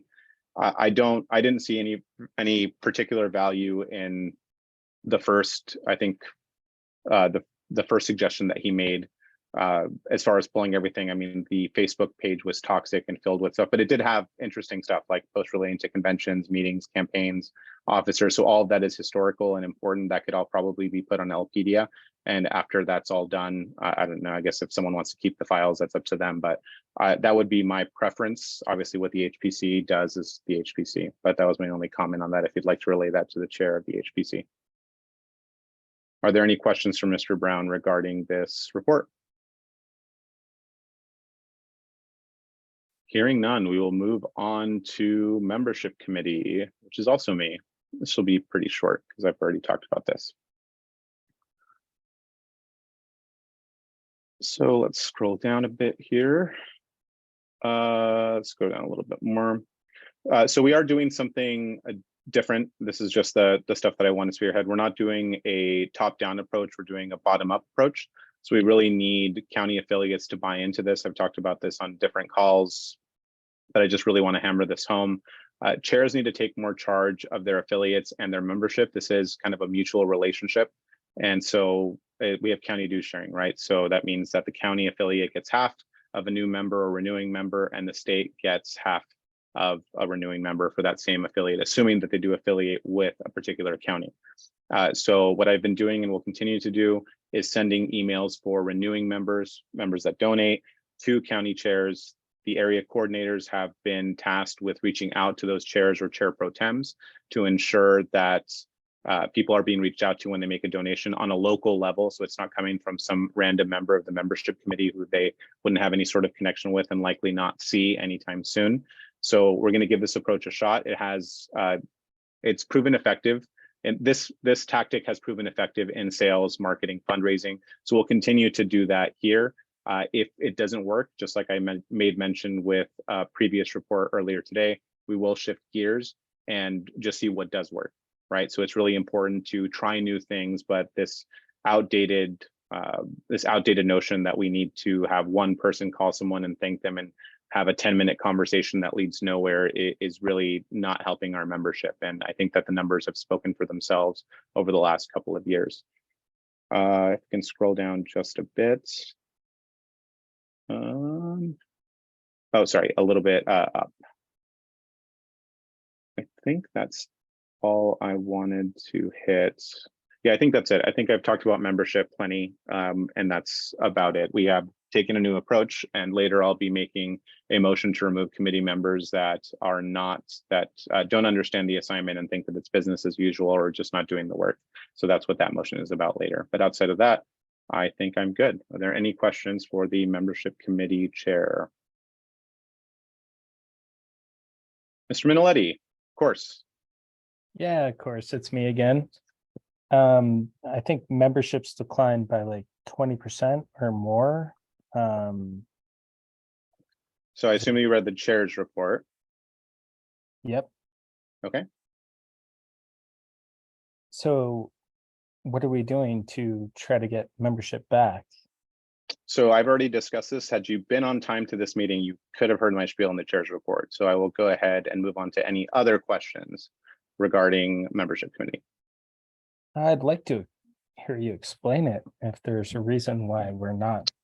That's great. You can go ahead and go back to the recording and do that. I will not waste everyone else's time because you are late, 23 minutes late to a meeting.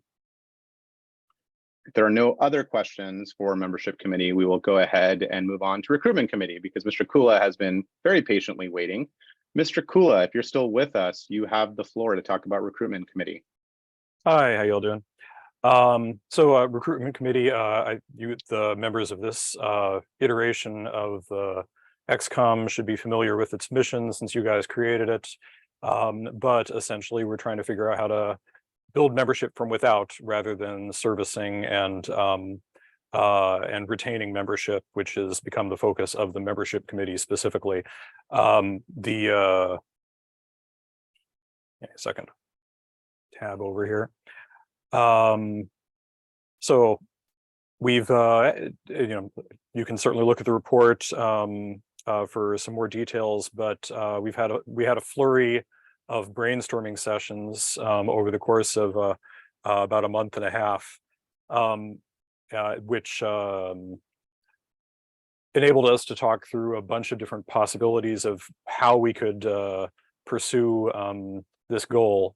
My distillation of where we got with that is that we have basically three mandate or three approaches that we want to take either simultaneously or in a leapfrog fashion. The first one is to be a resource for. I'm sorry, really. Yes. I hate to. I'm sorry, really quick. Mr. Secretary, can you just scroll down just a bit to those? I don't have that. Scroll down to committee vision. I'm sorry, I'm looking on my own document here, so I'm not helping out here.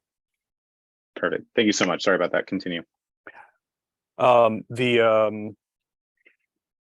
the first purpose is to become a focal point for and a resource for affiliates in their recruitment efforts. And so, for example, this is an example, and in order to try and flesh this out, we've reached out to the affiliates via the email list and gotten some responses about what people are interested in from a few people. So we're trying to. We're still in the research and development phase, but the intention is to figure out how to set up a bit of a mechanism to help affiliates with this process, rather than necessarily doing all of it ourselves, which is I think a poor use of our time, because what we want to be doing is be building best practices from affiliate to affiliate. So just as an example, a challenge for affiliates can be to staff events that they go to. So if a project for the recruitment committee might be to develop a roster of people that can help across crossing affiliate boundaries and crossing regional boundaries, to enable people to get be more comfortable with committing to fairs that require staffing at tables for the full time that they're open, which is a challenge locally. Just as an initial salvo, I went and helped out Calaveras County myself back in I think it was the end of April, or no, It was in May. The second thing that we'd like to focus on is to actually take the initiative on certain things, and this ties into membership development as we're coming toward this demographic crunch. I'm sorry for stammering. So we will be reaching out to affiliates, and we talked about this briefly at the affiliate roundtable last month, but to see who is interested in participating in a membership drive off of L2 data that we can help coordinate and be that resource for best practices. So the idea will be to start with certain affiliates and then move our way around so that we can all help each other with this process. So our role in there is to try and coordinate that and get the most bang for our buck across the state by coordinating across affiliates. And then lastly, but possibly most importantly, we're interested in finding ways to reach out to specific populations in California. And the top of the list from, I think everybody in the committee agrees, is reaching out to the Hispanic population right now. And to that end, we're looking at and have developed some resources for translating materials into Spanish. I scouted out when I was at Pork Fest. I noticed that actually the National has some interesting material that I think that we should consider translating as well as, or instead of possibly Jim Eyer's materials. They're really snazzy and very direct messages. So hopefully we'll have a chance to talk about that. We've been a little bit in a down phase for the beginning of the summer. I think everybody scattered to the winds and whatnot. So it's been a quiet month, but we'll be jumping back into this in this coming week or so. Let's see. Lastly,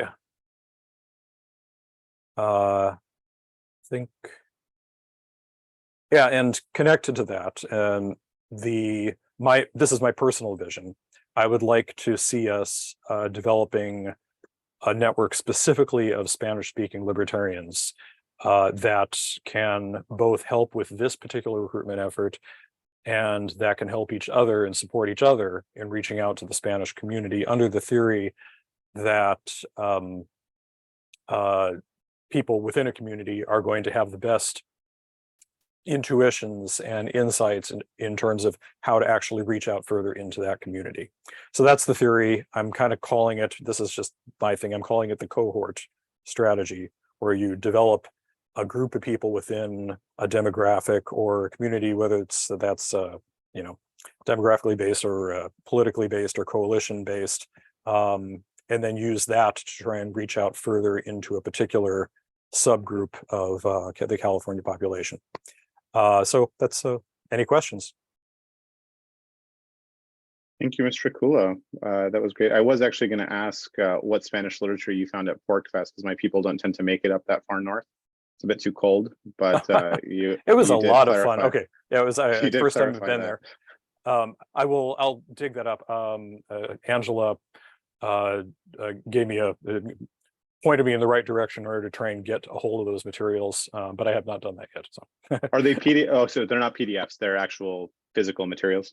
Actual physical materials, but I assume they exist in PDF forms someplace. So if you remind me, you can shoot me an email and I'll see who I can hit up on staff at the LNC that might have those PDFs available for this purpose, and they should be able to send them over. Great. And we can do that probably before our next meeting. Oh, and one other thing, I'm going to have to bow out of the call, but the committee may want to appoint John Dew to the recruitment committee explicitly, if your understanding is that he's still interested in that. He's already on there. We did that last meeting. Oh, okay. Or 2 meetings ago, I think. Yeah. So he's officially on the committee. Okay, I missed that memo. Sorry. Bad report. Any questions? Any questions for Mr. Kula, chair of the recruitment committee? All right. Thank you, Mr. Kula. Enjoy your holiday. It seems that you're in Hawaii or something. So It does seem that Carry way, on. doesn't it? Thank you. Carry on. All right. So, we will not take Mr. Lima up on his generous offer. I don't think we have many French people here because this is America. All right, we will move on to the next item on the agenda, which is the special committee reports. And now we'll this never is know, for- Mr. Chair. Yeah, now we'll never know. The two-party ad hoc. So I don't know. So this is, I guess, more of an inquiry first and foremost. For those of you that are on the two-party ad hoc Google group and that took on this task to reach out to those members that were looking to potentially file a lawsuit, has any progress been made here, or do we need to table this to a different meeting?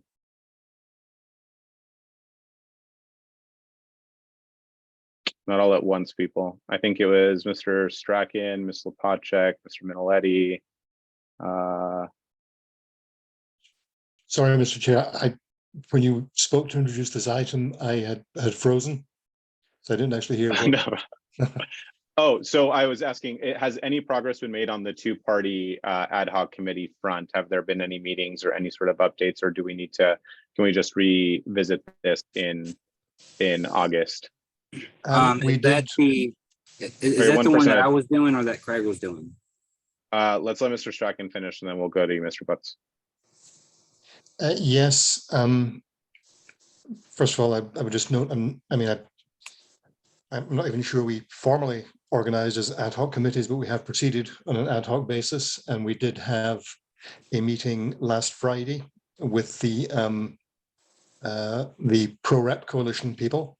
Oh, so let's wait on that. So we'll move that item. So this committee was actually formed. The pro-rep one was not yet because we were waiting to see what came of that.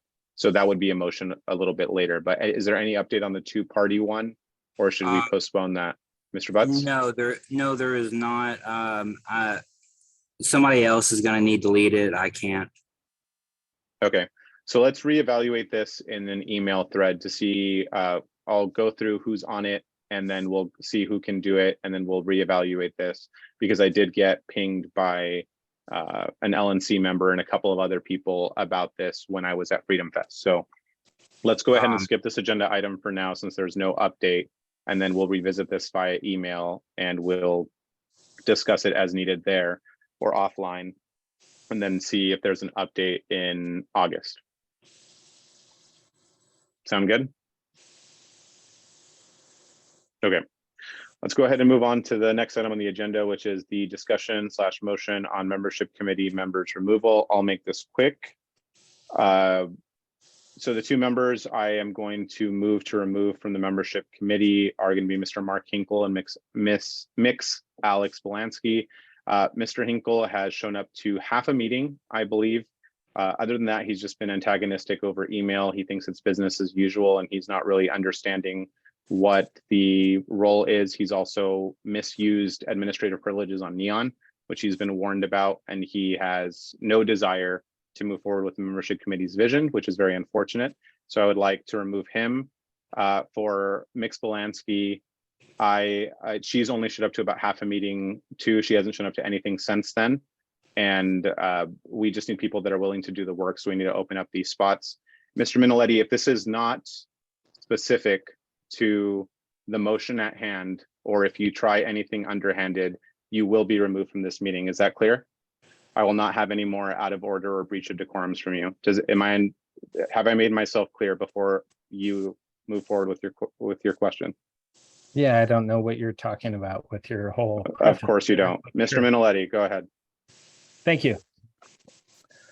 So you want to move Mr. Hinkle from the membership committee, but I've been relayed information that he has not received information to even attend the meeting. So, I mean, okay, I guess that's. So I'm going to stop you right here. So I'm not going to entertain this. Anyone on the membership committee, all three area coordinators are on there. Everyone is on the same Google group. They've all managed to attend these meetings. He is the only one absent. He would manage to attend the first one. So I'm not going to entertain any sort of speculative, whatever you've been told. He's also spread lies about this, and I just don't have time for this. We are moving past this. Does anyone else have any other discussion on this topic before I make my motion? And I guess we can discuss it after formally. But are there any actual legitimate questions for this motion? Why would we ask legitimate questions after? I'm going to go ahead and ignore Mr. Miniletti for now. We will Of course you move. will. Mr. Miniletti, you're very close to being removed from this meeting. Go Please ahead don't and speak out of remove me, turn. dude. You're a fucking clown. Like, seriously. Mr. Point of order. Miniletti This is unacceptable. Mr. Miniletti, if the secretary can note, Mr. Miniletti has violated decorum and has removed from this meeting and will not be allowed to return. That happened at 8:28 p.m. So we will move forward with the motion. So we can say that he was out of order and repeatedly violated decorum because he did in chat and over the call. So that being said, I will go ahead with my motion to remove. I will move to remove Mr. Hinkle and mix Alex Belansky. So Mark Hinkle and Alex Belansky from the membership committee. Do I have a second for this? Second. Second. Seconded by Mr. Lima. Is there further discussion on this motion? Hearing none, we'll move to a vote. Is there any objection to removing Mark Hinkle or Alex Belansky from the membership committee? Hearing none, the motion passes unanimously. We'll go ahead and move on to the adoption of the program committee planks. If the secretary can put those up on the screen when he is ready.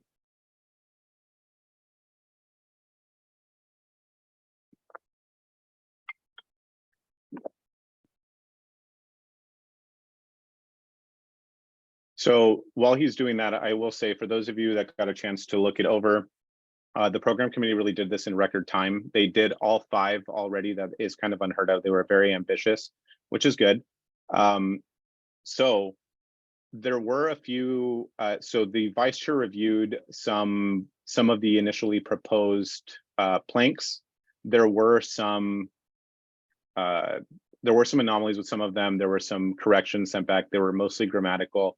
I think that most of it is okay outside of, I think it's the last one.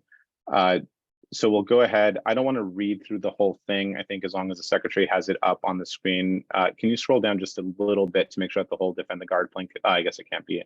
I thought it might all be up, but did anyone see this? So we already have a defend the guard plank. This would, I guess, in theory, replace it.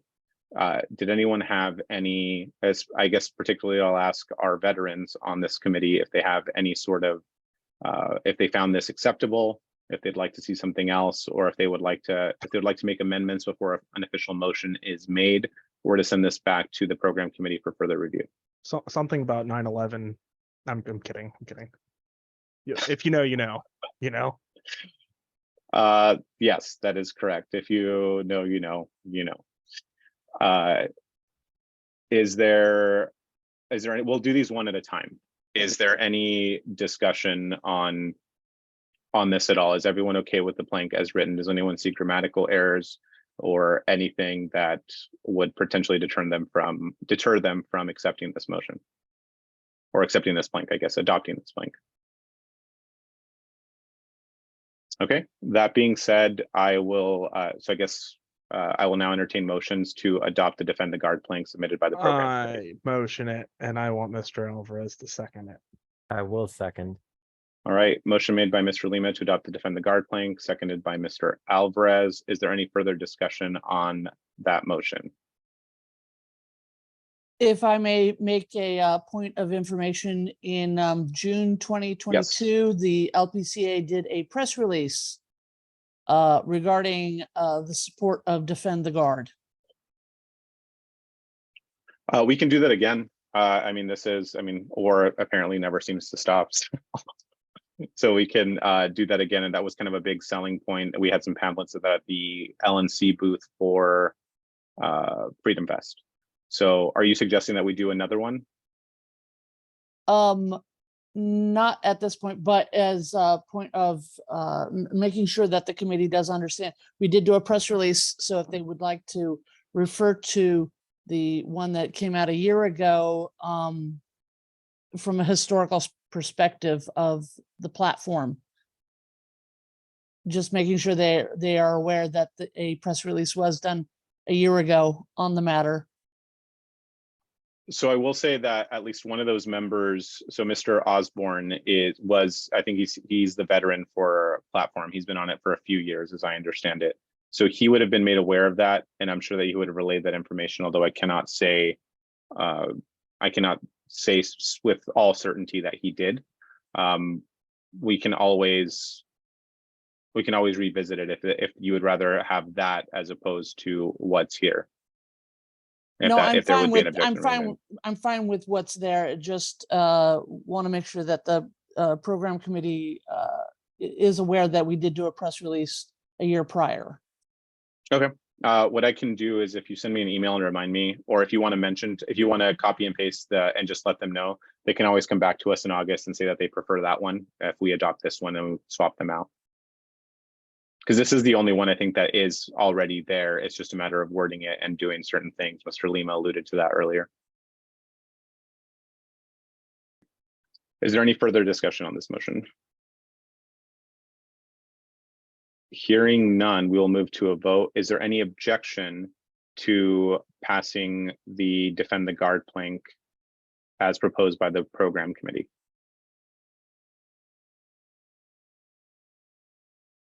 Hearing none, the motion passes. So we have a new plank. All right, we will move to the second plank when the secretary is ready. Okay, so this one would be new. This is the California high-speed rail. Again, we won't read it for the sake of brevity. Everyone got a copy of it and should be pretty familiar with it, but it will be put on the screen as soon as the secretary has a chance. Everyone got a chance to read it, though, I suspect. Is there anything that anyone wants to say before we entertain motions on this plank? Is everyone seeing the plank right now? Yes. Okay.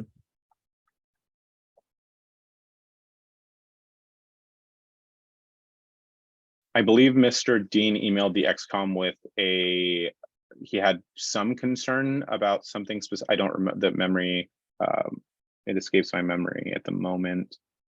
But is everyone here okay with it as it was submitted by the program committee?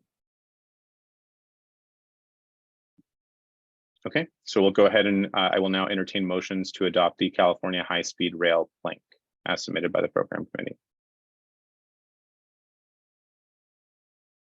I'll motion. Mr. Alvarez moves to adopt the California high-speed rail plank. Is there a second? Second. Seconded by Ms. Stump. Is there further discussion on this plank?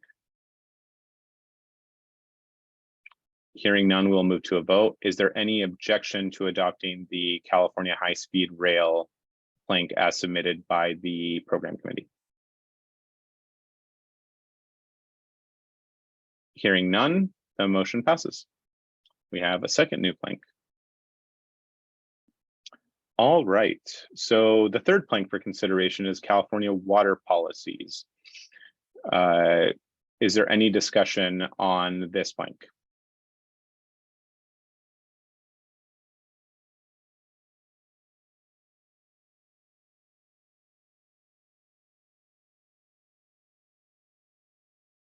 All right. I just want to say that I really like it, and that I'm really glad that they made a plank like that. You like water or the plank? Oh, the plank. The plank for putting a policy out there for our water system, because it's a serious issue in the Central Valley. Yeah, I love it. It is. Yeah, I think it was well done, and I'm glad that they did that. As a native of the Central Valley, I definitely appreciate this. And I don't think it's been done before, so that's nice. Okay, so I will now entertain motions to adopt the California water policies plank. Mr. Butts, care to do the honors since you are the Central Area Coordinator? Okay, I won't do it. All right, I motion to adopt that plank so we can get the show on the road. Oh, sorry, I didn't realize I was on mute. No, it's fine. Mr. Lima has motion to adopt the California water policies plank as submitted by the platform committee. Is there a second? Second. Seconded by Mr. Butts. Is there further discussion on this plank?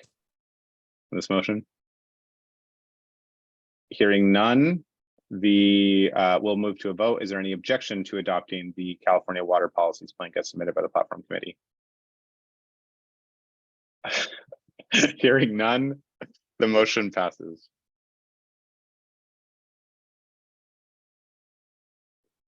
All right, so we'll move on to the housing crisis plank.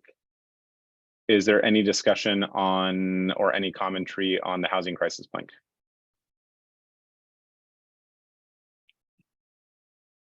All right, I thought this was, I don't know if we've done housing crisis in the past. I'm sure that someone knows that, but I don't remember ever seeing one. So I was happy to see this one on here.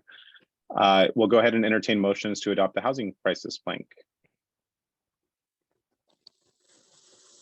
I'll make the motion to adopt the housing crisis plank. All right, Mr. Butts. Oh, did Mr. Nichols leave the room at some point? I'm letting him back in. I don't think he ever left. He might be coming in from a different device.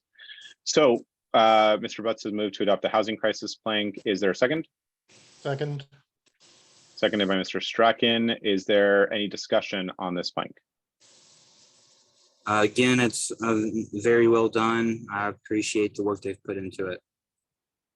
Agreed.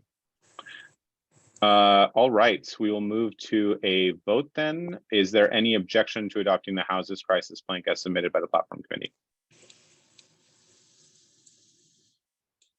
Oh wait, who sent? Did someone did Mr. Butt seconded, right? I just want to make sure I didn't skip stuff. I made the motion. I don't know who seconded it. I seconded, Chair. Oh, that's right. That's right. I'm sorry. Yes. Okay. So we are. I just want to make sure I had a brain fart for a minute. Okay. So is there any objection to adopting the plank as submitted, the housing crisis plank as submitted by the platform committee? Hearing none, the motion passes. All right. And the last one.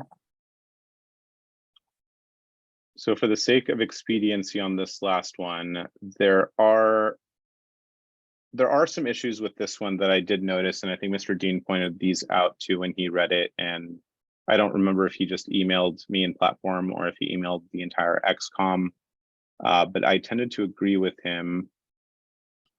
Where is it? I think Mr. Alvstead. No, don't. Are you serious right now? The one that you're about to show us. I saw it too. I agree. I motion to adopt that one. Okay, wait. I haven't even said anything yet. Hold on. So the fourth paragraph says policies that allowed no debate, such as indiscriminate masking, vaccine mandates, and prohibitions on alternative COVID therapy, and then there's a period there. So there should probably be something there. I'm inclined to add were tyrannical or something along those lines. Does anyone have something better that they would like to add to that?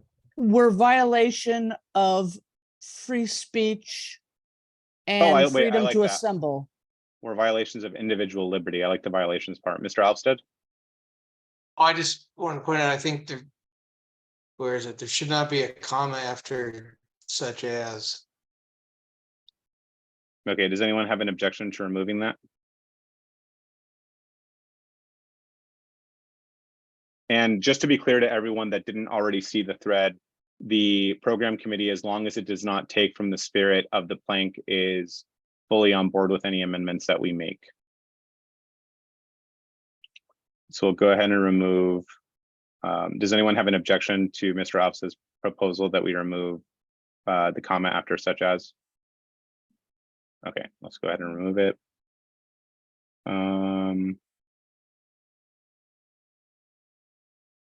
I like the violations part. So I would add after COVID therapy, I would add violations were egregious violations on individual liberty. I think that's the best that I can come up with at the moment. Does anyone have something better, or is that okay?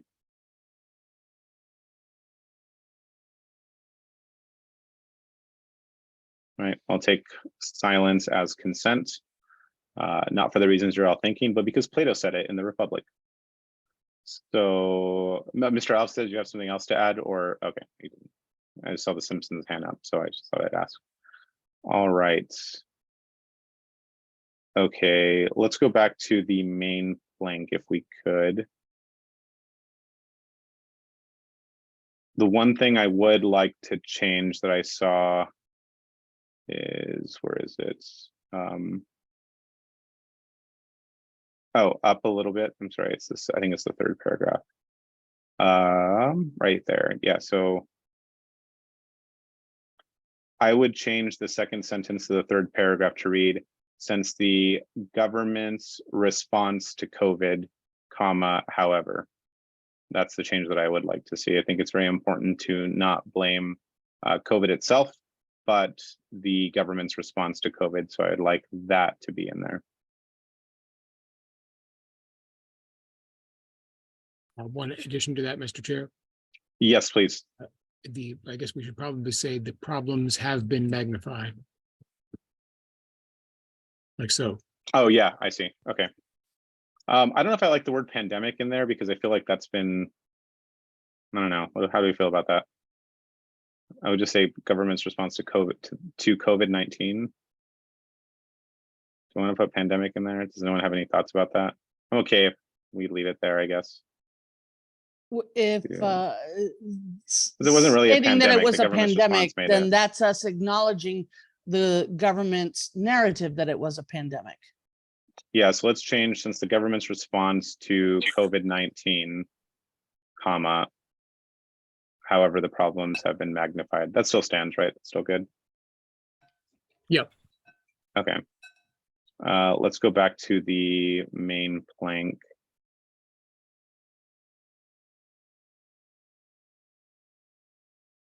Does anyone this one was, I think, the most problematic. Does anyone see anything else that they would like changed? I think those are the only two things that I caught. Mr. Alvarez. Yeah, mainly just a point of style on the the four last bullet points.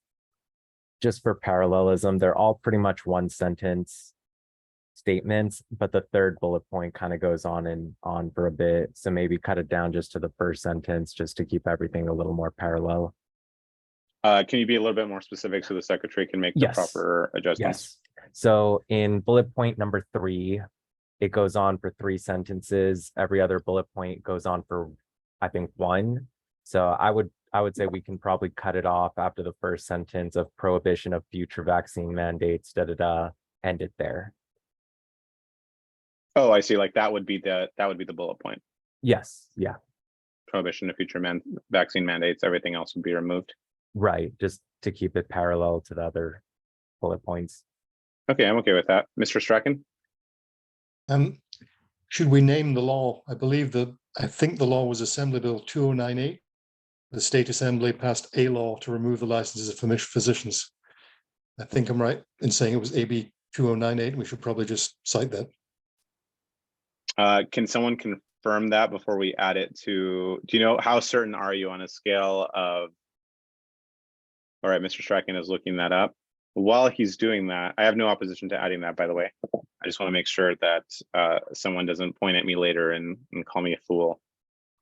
Let's go back to the main motion really quickly just to see, or the main plank, I suppose. There's no motion that's been made. Anything else that anyone has seen? I'm pretty sure it was 2098. Just looked it up. Okay, all right. Mr. Gorsh has also looked it up. I know. Sorry, Mr. Strachan. I just trust Americans. You know, I don't know. Oh, sorry. I didn't hear that Craig did that. I'm just kidding. No. So let's go ahead and add. What was that again? Just so we can write it down and add that.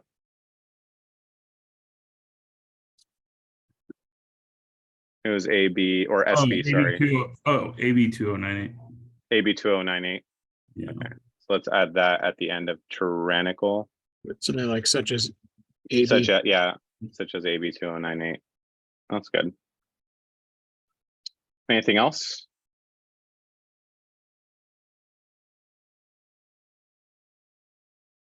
Cool. So how this would work, if there is nothing else, someone would make a motion to adopt the, what's the plank called again? I'm sorry. The medical freedom plank with the amendments made by the executive committee. Mr. Strachan. Sorry, Mr. Chair. I meant that we should probably insert the citation to law, the AB. I will let the secretary, how would you like that? Can you specify how you would like that cited? I mean, you did already, but I mean, for those of us that are unfamiliar with legal citations, perhaps the secretary or Mr. Alvarez could be of some use here. I would be fine with AB 2098. I mean, it's true that it's now been, it's been officially codified with another number. But I mean, people often identify currently codified statutes by their bill numbers as well. So it wouldn't be a concern for me. Mr. Strachan, what are your thoughts? Oh, you're muted, by the way. Yeah, no, that sounds fine. As I'm saying, I think it should probably be inserted where it first references the law. The state assembly passed a law. The law that. Oh, you mean like a references. link? No, just it should be, rather than have it in at the bottom, such as AB 2098, I would, instead of saying the state assembly passed a law, I think it should say the state assembly passed law or passed AB 2098. All right, AB 2098, I see. Oh, I see what you're saying. Okay. So like that, as the secretary just made the amendments? I think so. Thank you. Okay. Anything else? So the motion would be again to adopt the medical freedom plank as submitted by the platform committee with the amendments made by the executive committee. So we'll entertain motions at this time.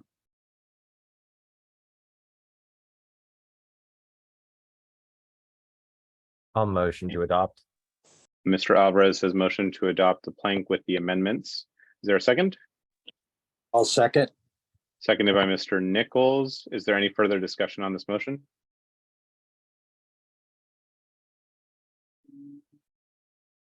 All right. So we'll go ahead.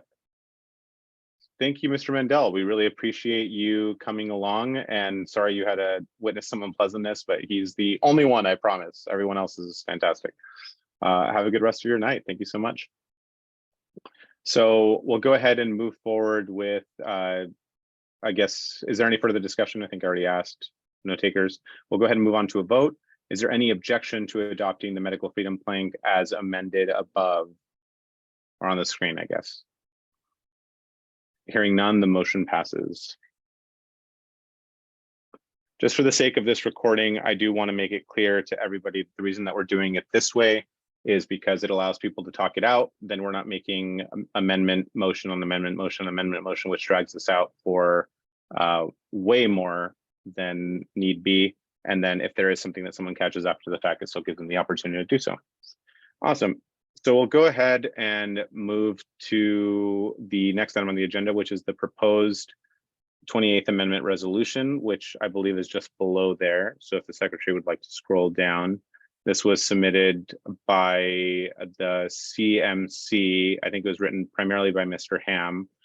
I liked it. I like that it's condensed and good. We can just, this is something that can be tweeted out and put on a graphic very simply on Instagram and all of that kind of stuff. I think anyone has any sort of issue with the actual resolution, but is there any discussion on this whatsoever before someone makes a motion?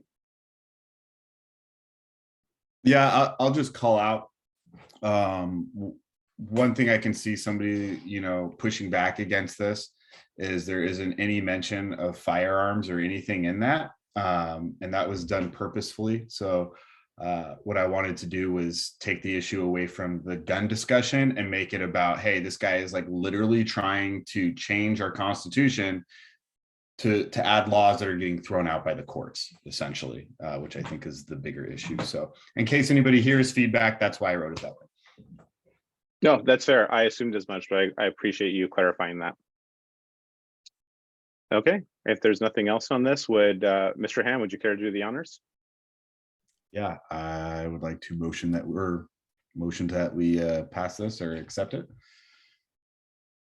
Okay, so a motion has been made to adopt the proposed 28th Amendment resolution. Is there a second? Second. Seconded by Ms. Stump. Third. That's not a thing, but thanks for playing.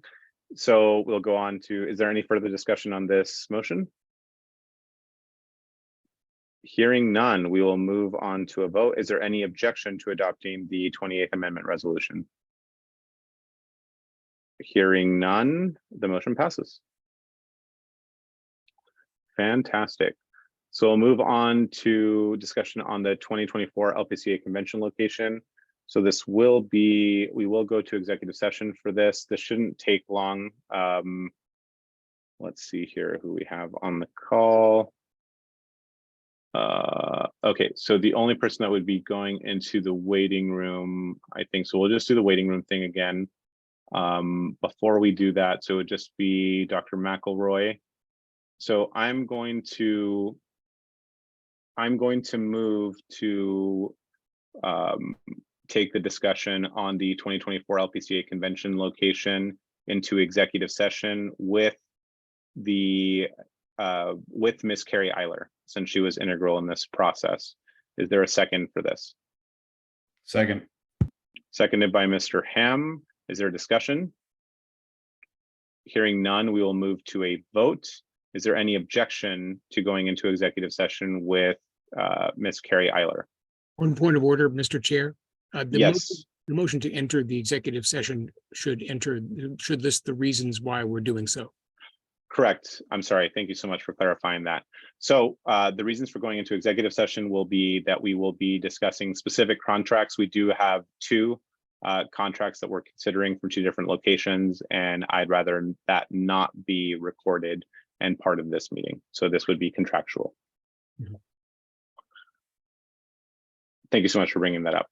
That being said, is there any objection into going into executive session with attendee Ms. Carrie Eiler? Hearing none, the motion passes. We will go into executive session. So I will put Dr. McElroy in the waiting room. I will pause the recording and we will resume shortly.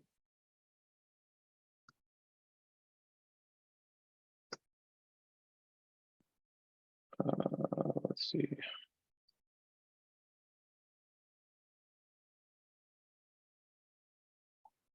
Okay, so we are now out of executive session regarding the 2024 LPCA convention location. I will make a mention of something that I missed earlier. Can the secretary show the notes for the meeting minutes? Here, I made an error earlier that I'd like to correct before we move forward on a vote.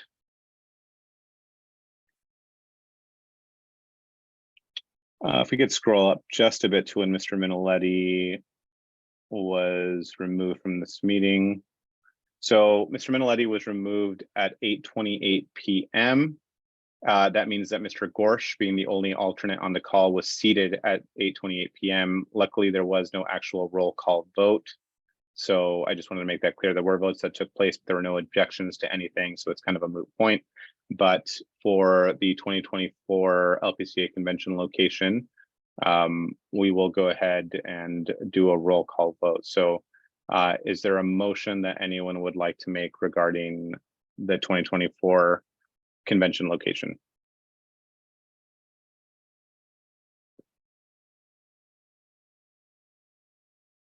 I'll move to make the location of the 2024 convention the Costa Mesa Hilton. Okay, so, oh, sorry, give me just a minute. My AirPods appear to have just died.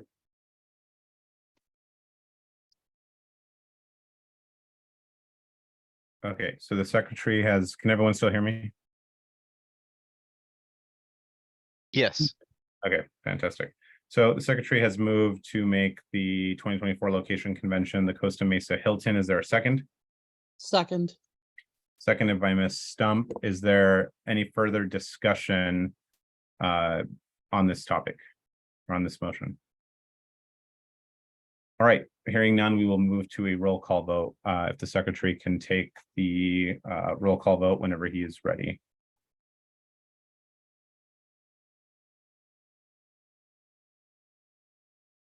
We'll start with Mr. Alvstad. Aye. I will vote yes. Mr. Regier, Yes. Mr. Butts, Aye.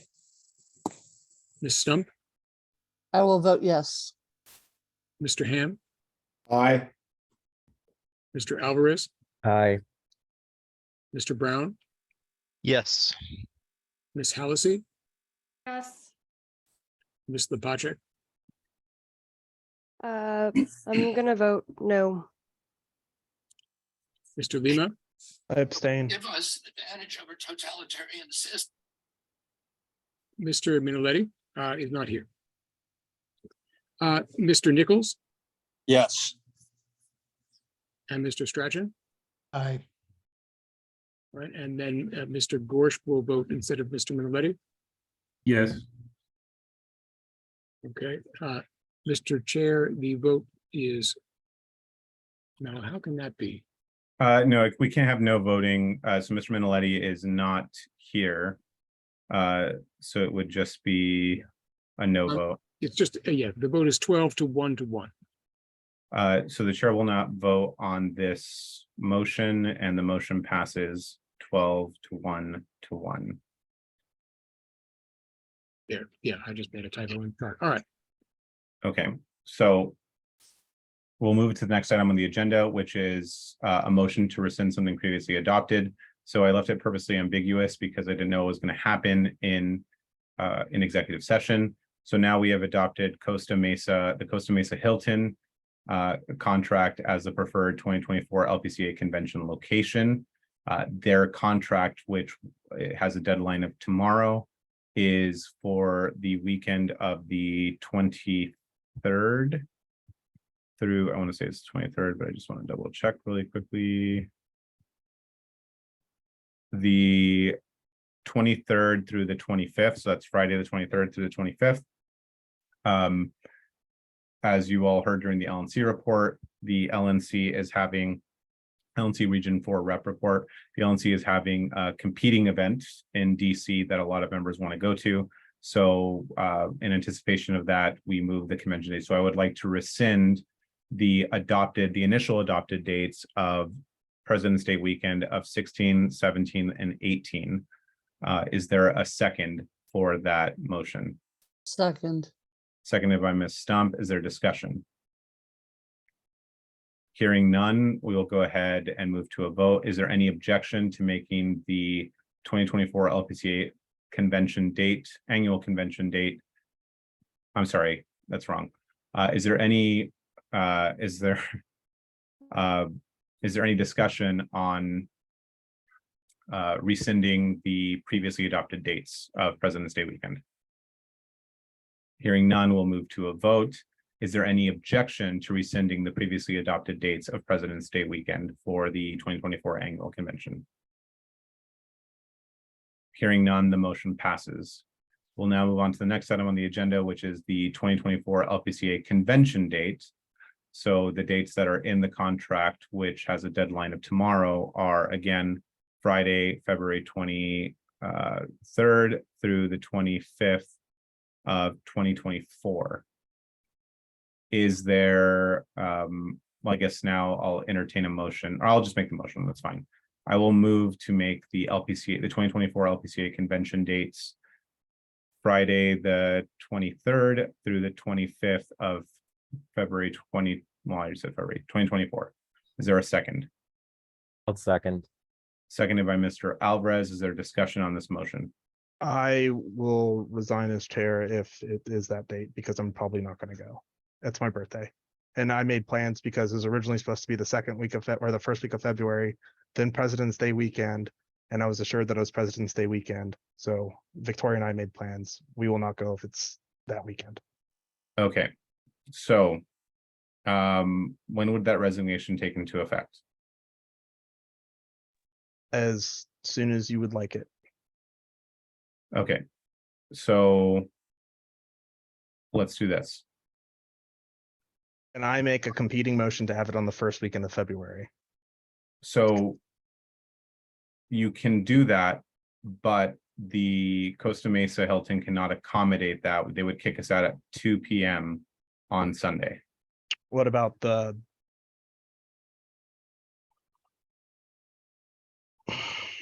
when's President's Day weekend? The 11th and 12th? No, it is the The 18th and 19th. What about the 17th. 11th and 12th? If we do that, we are competing with Super Bowl Sunday.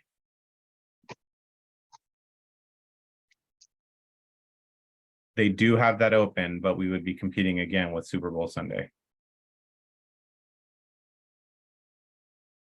So I'll leave it to this committee. If they want to change it to, my concern is that we will not have a good turnout, or at least competing. We're going to have a major competing event on Sunday at the very least. That is the last day, could be doable. But it's, again, up to you to discuss. I saw that Mr. Butts had his hand up. Mr. Butts? I was tapping in the chat just now. My son's birthday is February 2nd, and we always have his birthday the first weekend of February. So I would not be able to attend the first weekend of February. So I do understand, I'll just say this, I do understand that whatever weekend it is, it's not going to work for everybody, and that is quite unfortunate. The only people that is instrumental that it works for are the officers. I don't want to say it this way, but the majority of the XCOM and most everybody else is expendable at that point. So it's not going to work for everybody. So I'll just say that I will again say, I am available any of those weekends in February.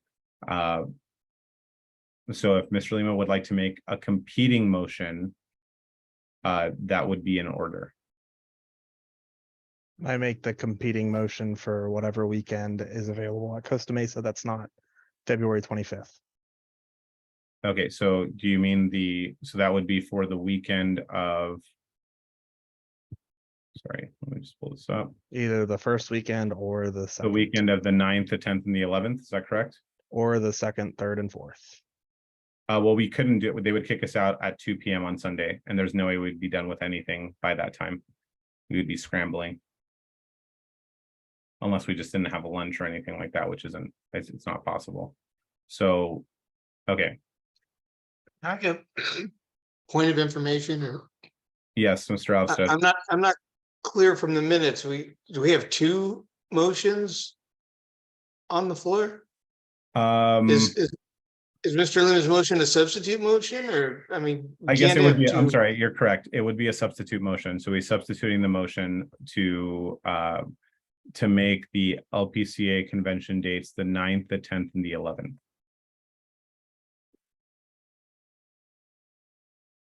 Then I would object to the substitute motion. Okay, we're not there yet. Hold on. So is there any discussion outside of that objection? I would like to point out that that is the second weekend of February, not the first, so Mr. Butts would not miss his son's birthday. Oh, second, okay. Yes, okay. So a Yeah, substitute then motion. then I don't object necessarily. Okay, Sorry. let's pull this back. So my motion, I made a motion. It was seconded by Ms. Stump. Mr. Lima made a substitute motion for a different date. Is there a second for the substitute motion? I'll second it. Seconded by Mr. Ham. Is there a discussion on this motion?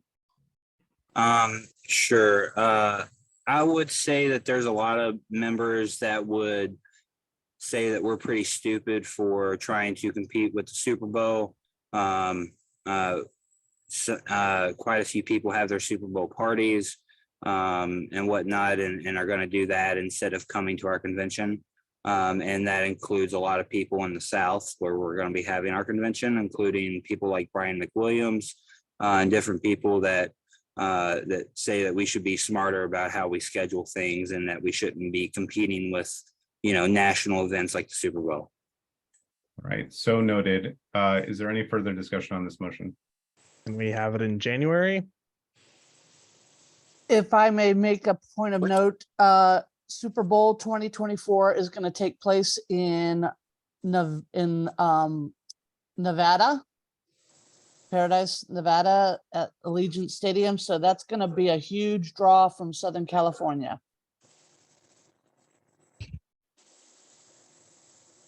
Okay, to Mr. Lima's point, we could have it a different date, but we run the risk at this point of losing this. We don't know what Costa Mesa's availability would be at this point. and we run the risk of competing with a different state for potential presidential candidates that wish to come here, or other speakers. What's wrong with the fourth weekend of February, the 23rd, 24th, 25th, or whatever? What's wrong with that? That was the weekend? motion. That was the motion that I made. Mr. Lima would not be able to make that and would resign as convention committee chair. Okay. Yes, you have school or something like that, and where It's you my had asked off. birthday, and Yes, we had fine. already made plans because I was told it was going to be President's Day weekend or the first, second, or third weekend of February. Correct.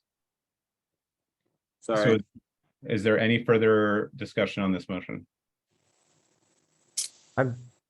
Make fun of me, but what time does the Super Bowl kick off? Like, is it something that would happen while we're still doing convention? Be like Sunday at 5. Yes, it usually takes place. I mean, I don't know the exact dates, but usually Pacific time. It starts at about, I think it's like 2 or 3 p.m.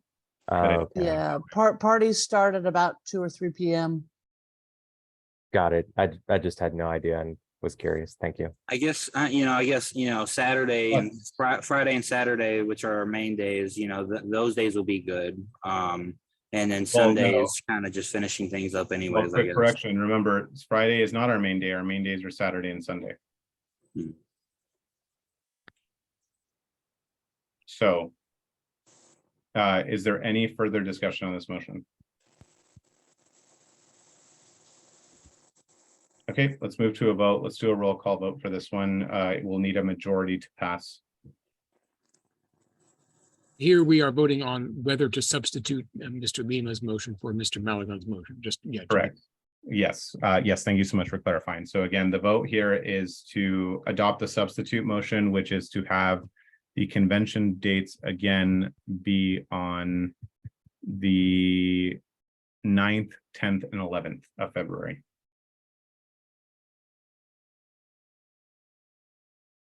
Okay. We'll start. Suck Dylan sees doing something on President's Day. Okay, Mr. Butts, please mute until the vote. We'll start with Mr. Alpstad. No. I will vote no. Mr. Regier.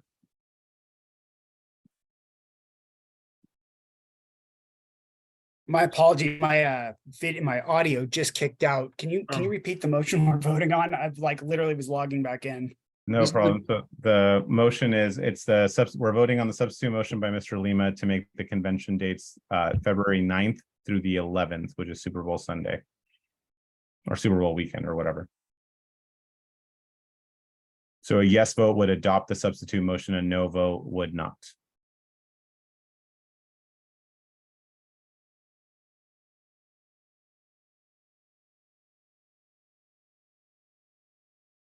Maybe Mr. Regier's audio cut out again.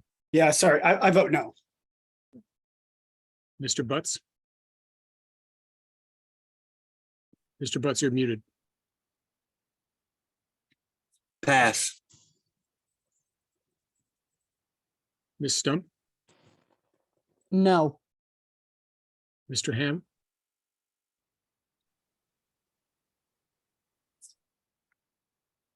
Mr. Ham, Oh, sorry. Aye. Mr. Alpers, Yes. Mr. Brown, I'll abstain. Ms. Halsey, No. Ms. Lepacek, Yes. Mr. Lima, Yes. Mr. Nichols, No. Mr. Strachan, No. and Mr. Gorsh. No. Mr. Chair, why don't we return to Mr. Butts? Oh yeah, Mr. Butts passed. Yeah, correct. I'll abstain. Okay, Mr. Chair, the vote is 4 to 8 to 2 to 0. The chair will not vote on this motion, and the motion fails as it has not achieved the majority threshold. So we'll now go back to the main motion on the floor. or the original motion, I'll say, not the main motion, the original motion, which is for the dates of the 23rd, the 24th, and the 26th, or 25th, I'm sorry.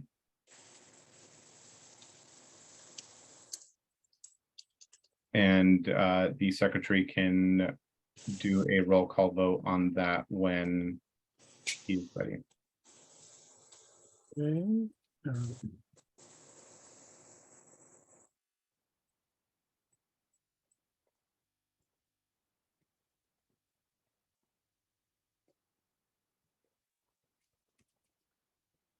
I was there. All right. 1 second. Okay. We'll start with Mr. Alvstad.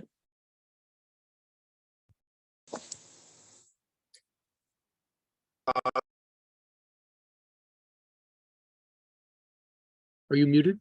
No. Thinking really hard. Mr. Alvstad, can you hear me? Oh, yeah, I can hear you now. Sorry, it's frozen. I vote yes. Okay. I will vote yes. Mr. Regier. His audio might have cut out. You having trouble again? He might be having trouble again. Let's go ahead and I'll pass come in the meantime. Mr. Butts, Yes. Ms. Stump, Yes. Mr. Ham, No. Mr. Alvarez, Yes. Mr. Brown, Abstain. Ms. Halsey, Yes. Ms. Lepacek, No. Mr. Lima, No. Mr. Nichols,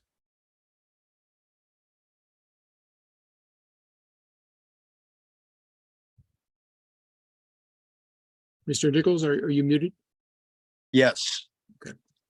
Mr. Strachan, Aye.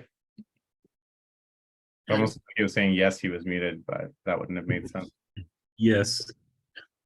Mr. Gorsh. Yes. Okay.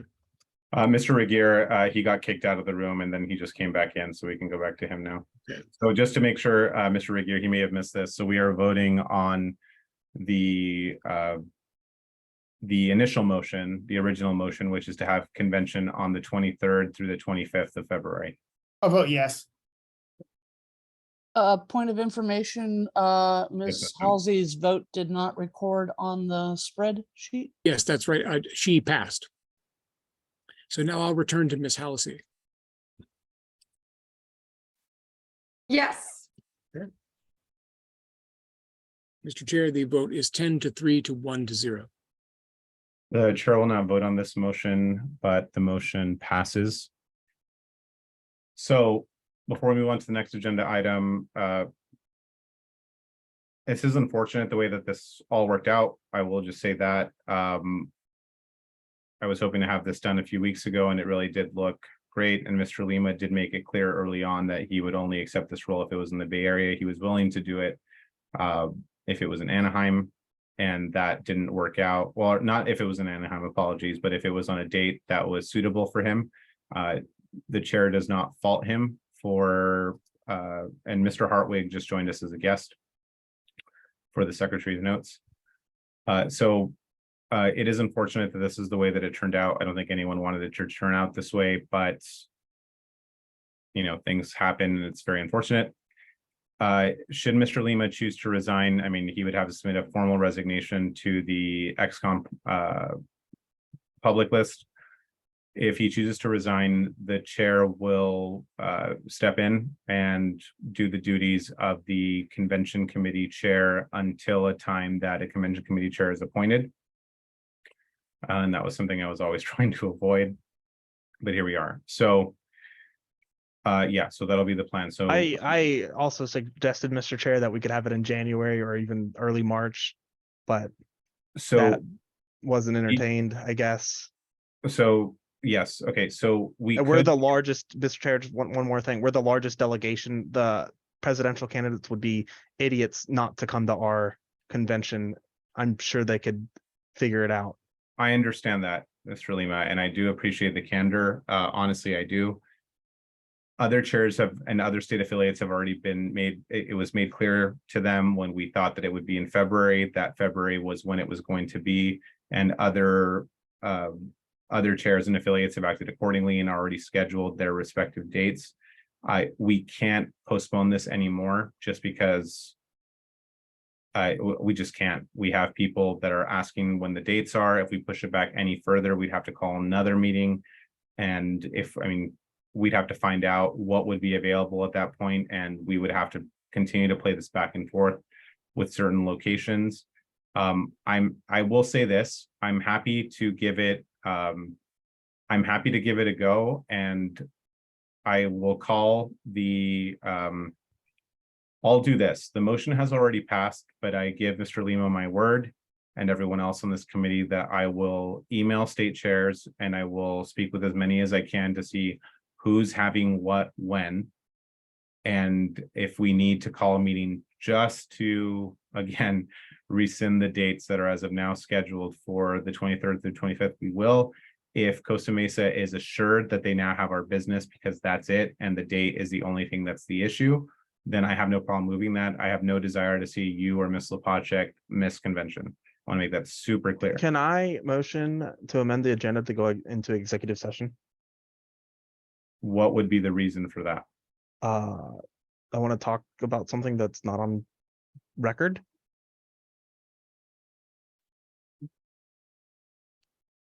Will the secretary please put up the executive session requirements again, just to make sure before I make a ruling?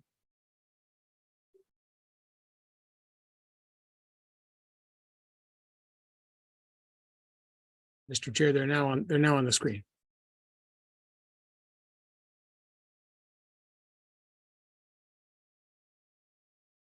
So we would need to publicly articulate what the reasons were for going into executive session. Okay, so we'd have to have two separate motions. So one would be to amend the agenda to go into executive session to discuss.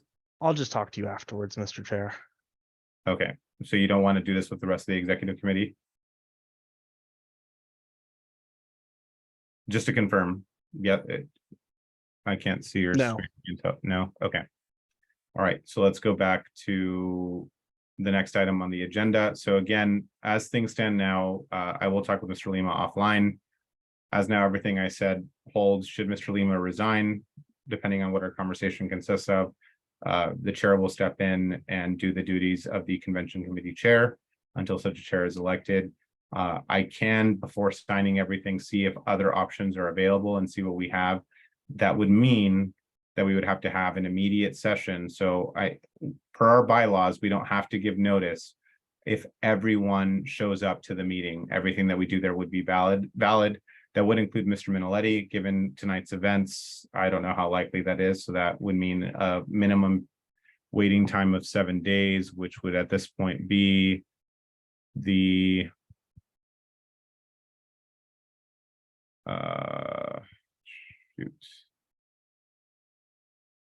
it would be the 28th at the earliest. But I will keep the executive committee apprised of any changes or anything that happens per what I try to do tomorrow. Okay, so let's move on to the next item on the agenda, which is the discussion and possible motion on the ProRep coalition. I know we are, well, we're just I think I did say 3-hour meeting at max. We are a bit over time, but let's see how much of this we can knock out. Most of this is pretty easy. But let's go ahead. I think this will be the longest item on the agenda. So ProRep coalition, Mr. Strachan had some updates for us. If you could regale us with his tales of valiance. Well, we had I think it wasn't a formal ad hoc committee, but we had a list of, I guess, of ExCom members who were interested, and a number of us, I believe, Mr. Butts, myself, Ms. Halsey, Ms. Lapacek, and Mr. Alvarez met with the ProRep coalition guys last Friday. Mr. Alvarez kindly hosted the meeting on his account, and I believe a recording is available if anyone would like to review it. My sense is that we have a I believe we have a national platform position in favor of proportional representation. We're looking for, we say we're looking for single issue coalitions. There seems to be like one that we could quite easily engage with. They did say that they will be looking for a 3-person committee to liaise. And they did ask that one of the people be either the chair or the vice chair. So that was the one ask they made. And maybe if anyone else who was on the call would like to give an impression. Thank you, Mr. Strachan. I'll start by asking this. Did anyone watch the recording of the ProRep Coalition? Or, yeah, I'll do it that way. Did anyone watch the recording, not counting the people that were there? Really? Nobody? Am I the only one? I don't sound like Joe Biden here, but come on, man. Okay. So I watched the recording. I didn't see a problem with anything. It looks like we can nope out at any time. This could be more, I think the ROI here is better for us, especially since we can just like basically leave at any time and, denounce them as irrational and repugnant and call it a day if they try to pull anything that we don't like. I would very much not like to be on this committee if I can avoid it. I am very busy these days. So if they're asked, I don't know if it's a deal breaker for them. I don't think they can really turn us down. But if the ask is that the chair or the vice chair be there, would the vice chair be willing to sit in on these meetings, which my understanding is that they would happen quarterly? Is that correct, Mr. Strachan? Yes. Yeah, I could do that. Okay, so the vice chair would be willing to join. Who else would be willing to join a three-person committee for the purpose of doing that? Mr. Alvarez, do you wish to speak, or are you just saying like, yeah, I'm down? No, I'm raising my hand. I'd be a part of the committee. Yeah, Okay. I'm down. Okay. Oh, so you have 4. So Mr. Strachan, Mr. Alvarez, and Ms. Halsey. Okay. So we'd have 4 members of this committee. So it would be okay. So the motion would be, if someone would like to make a motion for this, I guess we would do 2 motions here.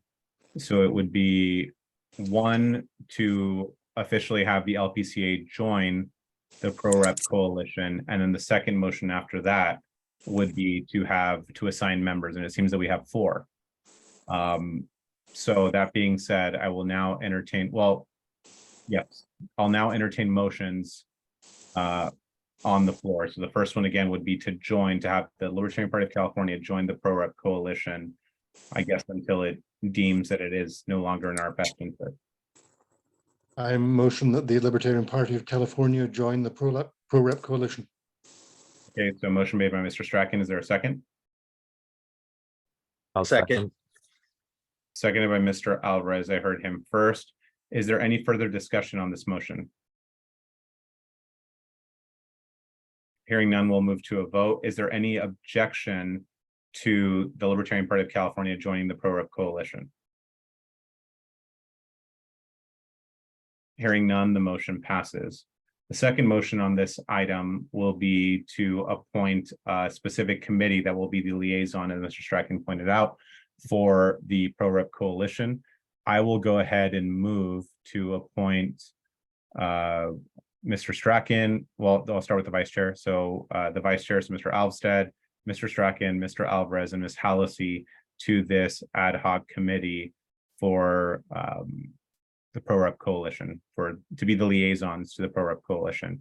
So just to be clear about what this would consist of, you would be required to attend the meetings that are set by the coalition and come up with a committee report to report back to the executive committee. This would be on, we'd probably do, it wouldn't have to be a formal report every time, but at the very least, an update would be thrown as an agenda item on every meeting moving forward so that we understand where we stand, because if something were to go wrong, I would want to remove ourselves from this coalition should they try to pull a fast one or something like that. Not that I'm saying it'll happen, but I would like the opportunity to basically withdraw our support or joining this coalition should it come to that.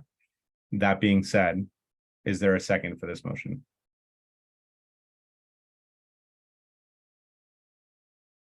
Really? Not even the people in the committee? I wasn't sure if that was Second, appropriate, but I'll second it. Seconded by Ms. Halsey, who has no shame. We'll move to discussion. To be fair, Ms. Harlos would appreciate that joke. Hearing no discussion, we will move to a vote. Is there any objection to appointing the ad hoc committee as the liaison to the Pro Coalition of Mr. Alvstead, Mr. Strachan, Ms. Halsey, oh, and Mr. Alvarez, We'll give them, they asked for 3, but we're going to give them 4 because we can. Wait, is the secretary asleep at the keyboard, or am I frozen here? Oh, sorry, I was muted. No problem. If you could just add Mr. Alvarez Yes. to the motion that you're on right now, yeah. Yes. That's good. Okay. Sure.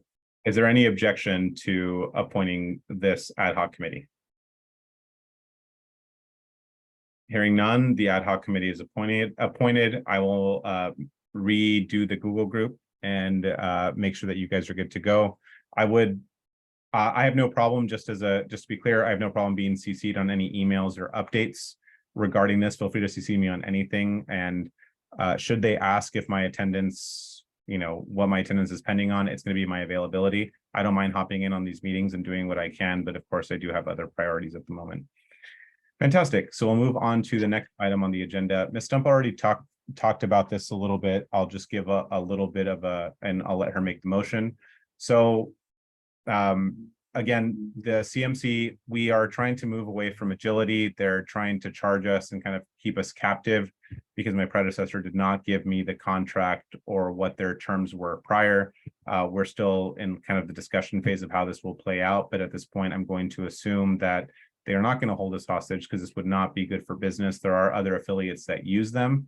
And if I let them know that they are trying to keep us to a contract that I myself did not sign and that I didn't have in my possession, this just wouldn't be good business for them all around. I made it very clear that I would let the LNC know and other affiliates know that this is the kind of stuff that agility tries to pull, and it's not worth it. So this motion, for everyone that remembers, was to allocate a portion of our budget to the CMC, possibly giving press releases, whether that means doing them in the batch because we see that to be beneficial, or doing them one by one.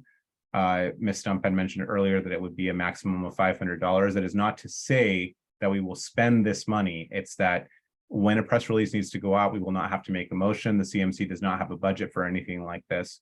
So it would be for press releases, whether that be individual, whether that be purchased in bulk. And this could be contingent on what happens with agility. They might lock us in or threaten some sort of lawsuit or something if we, decide not to move forward with them, or they decide not to let us out of this agreement that I didn't sign. So this is strictly just to give them the budget to do what they need to do, should they need to use it. That being said, I will let Ms. Stump make her motion and then we can go through the process. I make a motion that the CMC is allocated a budget of up to $500 for the rest of the calendar year. Second, Okay, so motion has been made by Ms. Stump, seconded by Ms. Halsey. Is there further discussion on this motion? Does everyone understand what they're voting Yeah, on? I have a question, actually. Yes, Mr. Reed. I just want to be clear on where the money is coming from if we're allocating a budget to them. I know that we are currently under budget with regard to operating expense, so I just want to be clear what, like, from a budgetary perspective, what we're doing. That's If very that's good. clear. Yes, that's a very good point. So what would your recommendation be based on our current budget? I was thinking that it would come out of perhaps a mix of maybe the chairs fund and maybe the NAC fund, or any quote unquote extra money that we had for something like that, because this is kind of tentative as to how we would use it. Yeah, recommend. it's not really a material amount. My concern would just be sticking to that concept of trying to keep the budget zero based, and if we're adding money that we have taken it from somewhere else. So I'm fine with the money coming out of either of those places. So let's say that for now, I don't think we have to change the motion, but let's just, since this is on a recording, would the Northern Area Coordinator be okay with allocating half of her budget, and I as a chair would allocate half of my budget. Ideally, I would try to get additional funding just for this specific thing, because I do want to keep it at a net, excuse me. Yes, At a net I would be amenable to donating 250 from the NAC budget.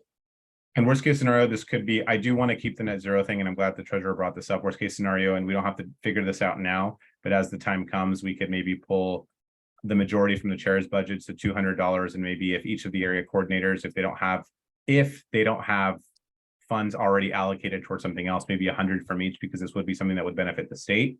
So it should theoretically work everywhere all the way around. So it'd be 100 from the SAC, the CAC, the NAC, and then 200 from the chair. We don't have to specifically decide that now, but that's something that we could do over email and come to a gentleman's agreement and a gentlewoman's agreement, so to speak, if everyone is okay with that.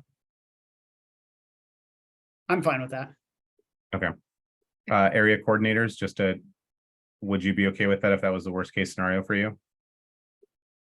That would be amenable. Mr. Butts and Mr. Ham? Yeah, we'll make it work. Mr. Butts? You're muted if you're speaking.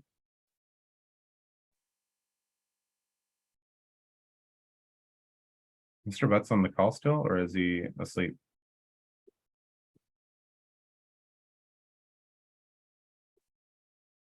Wait, is he really not on the call? Oh, no, there he is. Mr. Butts, wake up. All right, I'm going to go with the Plato trope of silence is consent. So, okay, is there any further discussion on this motion? Hearing none, because this is a financial matter, we'll go ahead and do a roll call vote on this one.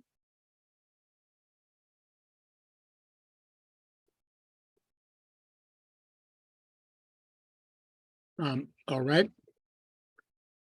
We'll start with Mr. Alvstad. Aye. I will vote yes. Mr. Regier, I vote yes as well. Mr. Butts, I apologize. I was distracted. What are we voting on? An allocation of $500 to the CMC for press releases once agility is gone, of up to $500. I've asked the area coordinators to, if worse comes to worse, where this would come out of, to ensure that it's a zero, that our budget stays at a net zero for each of the area coordinators. Push come to shove, donate $100 toward this if we actually need it of their budget for this year up until December 31st. Can you hear me? I just had a reception thing, went in and out. Yes. Did you hear me? Yeah, I can hear you. Okay. Yeah, my vote is yes. Okay. Ms. Stump, Yes. Mr. Ham, Aye. Mr. Alvarez, Yes. Mr. Brown, Yes. Ms. Halsey, Yes. Mr. Patrick, Yes. Mr. Lima, Yes. Mr. Nichols, Yes. Mr. Strachan, Aye. and Mr. Gorsh. Yes. Okay. Mr. Chair, the vote is 14-0-0-0. The chair will not vote on this matter. The motion passes. Okay, we will move on to the next item on the agenda. So just a quick update on Freedom Fest. I know we already touched on this earlier. I just want to let everybody know. So the booth was manned by me and the vice chair. I was obviously representing the LNC and the LPCA, the vice chair strictly just the LPCA. We were able to do, there were a lot of new members. He was right in his vice chair's report. A lot of people came by the booth. A lot of them were from California. A lot of them were ready to renew. Some of them weren't up for renewal yet. So it gives me the opportunity to reach back out, get them involved. They were specifically from the South. Unfortunately, a lot of, we did hold, so I will say I got a couple of new members to join the Libertarian Party of California. I was able to sell one lifetime membership, which was great. Made a great relationship with someone from down South. And this is why these kind of events are really important in the future. Should we have the money for it, I would like to get sponsors for this. And I'm not saying anything now, but I'm just kind of free for all it here and say that perhaps The next Freedom Fest is scheduled in Nevada, Las Vegas specifically. So it's closer to us where it could make a difference for us. This is how we attract high-level donors. We attract people interested in the liberty movement, a lot of which will be from California, given that it's so close, unlike Memphis, which obviously is not. So in the future, don't be surprised if I'm making specific pushes to see, it depends on the type of booth, the placement and stuff, but these are a few $1,000s. This could potentially replace the state fair. I'm not really convinced that it needs to or that it should. I'm just saying that this is an opportunity for us. We were able to also, I will say I was also disappointed. I'm not going to call anyone out by name, but there were at least 5 lifetime members. So the LNC held an event at the Sheraton in Memphis. 5 lifetime members that would have gone into the LNC event for free did not show up to do anything, even to mingle or do whatever, presumably out of protest, which is very unfortunate. But hopefully this kind of childishness will stop in the future. I don't know. I am hopeful. Maybe that's just naivete on my part, but I would like to see more participation from those that can get into these LP events for free so that we can bolster not just California, but the national party as well. We had a lot of good booth engagement. I think I represented the party fairly well, not just on the national side, but on the California side. And this is why these kind of things are important. And I would encourage people to, we'll get there when we get there, but we might just start fundraising specifically for this event to get some sort of traction and have our own booth, be able to make our own pitches. And so we aren't dual wielding and trying to get, or maybe that is the way, whoever our LNC rep is, this time next year, maybe they'll just do dual duty like I did. And maybe that's the way to go. Maybe we just share part of the booth with national, right? That's all going to be contingent on what happens next year at our convention. It'll obviously be after the national convention. So depending on who's willing to play ball with what, you might be able to save some money and split it or do something like that. But Freedom Fest was wildly successful as far as engagement and stuff was concerned. And again, it's not to make money, it's to build connections and be able to look for future fundraising opportunities and future engagement, and having our presence there, I think, is really, really important. Are there any questions? So I just wanted to give a quick update on what I did over there. I did not have fun, for anyone that wants to know. I did have ribs every day, or like some sort of Southern food. I think fried chicken at some point in time. That was like my extent of fun. The rest of the time I was working the booth or doing some other things. I did go to the LP event. That was a panel. That was really good. I'll talk on that really quickly. We had, so LNC Chair Angela McArdle had the foresight. Once given the opportunity, there was a panel that happened earlier that day that was scheduled for earlier that day. We had the opportunity to move it to right before Robert F. Kennedy Jr. spoke at Freedom Fest, and she made the right decision in moving it, even though it was less time for the panel. It was very widely attended. There were about probably over 1,000 people easily, presumably to see RFK, but they still went. They were very engaged. Our chair represented us very well. Our executive director represented us very well. Obviously, Maj did a fantastic job. Dr. Brett Weinstein was on the panel as well. And Hannah Friedman, I want to say, hopefully I remembered her last name correctly. But all in all, it was very good. There were people that were actually paying attention. They weren't just like waiting for RFK. Maybe they were at the beginning, but they kind of started paying attention when everyone was speaking, because everything made sense to them.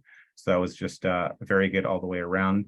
I would like to say that I appreciate Connor Boyack, Lou Perez, Spike Cohen all came through at the last minute when they were asked to do something for the LP event, which is really nice of them, and had no problem assisting. And it's really good to know that people that have come to convention in the past and that are always willing to drop everything that they're doing just to assist the party. That's what we need more of in our libertarians, so to speak. And that was really good overall. So just wanted to give a quick update on that because people have been asking me a lot. Are there any questions regarding the discussion on Freedom Fest? Cool. Move on to the next item on the agenda, discussion on the website update. So I've been working diligently with Ms. Eiler to fix our website. If you guys go and you notice, a lot of the stuff has been changed. A lot of the cringe nomenclature that was on the front page, and then like what is a libertarian page and all this stuff, it is still very much a work in progress. I hope to make more of a dent on it this weekend, but we are changing things specifically as far as the messaging is concerned, how we're portraying ourselves to the general public. And we'll go ahead and I'm looking to do stuff for CSC purposes specifically. So how we're talking about vetting candidates earlier, having specific ways for candidates to come through the pipeline and not just say, I want to run for POTUS or whatever. Like, we're not going to, I don't care about any of that. We need to focus on local elections and people that can actually get stuff done. Frankman, crap, I just saw this. I meant Hannah Frankman. That's what I said. In case she ever watches this, which she won't. But in case she does, I totally got her name correct after the vice chair corrected me. Anyway, but yeah, so our website is going along as swimmingly as it can before we find a more permanent solution. But I think the play right now is to fix what we can. What's in my power. I'm basically like Steve Jobs and Steve Wozniak, and I can't think of other unterrible people in that space, or less terrible people anyway. So it's going really well, and Miss Eiler has been helping me, and she's been brilliant with all of that. So making good moves on that. Once we have the most revamped site that we can have until we make a formal move to something else, that's what we have. So I'd encourage you all to check it out. And if you have any feedback, please do give me feedback. I've thrown some new pictures on there. I've done some other things. So please do give me feedback if you think that something is not right, or you'd rather have something worded. I'm not going to agreeing to take it, but you know, just send me an email or email XCOM and I'd be more than happy to do it. Anyway, any questions on website stuff? No? Cool. This one will be shorter than 10 minutes. The LNC secretary has asked me to really promote the LNC platform committee. So as you all know, we no longer have a platform here, thank goodness.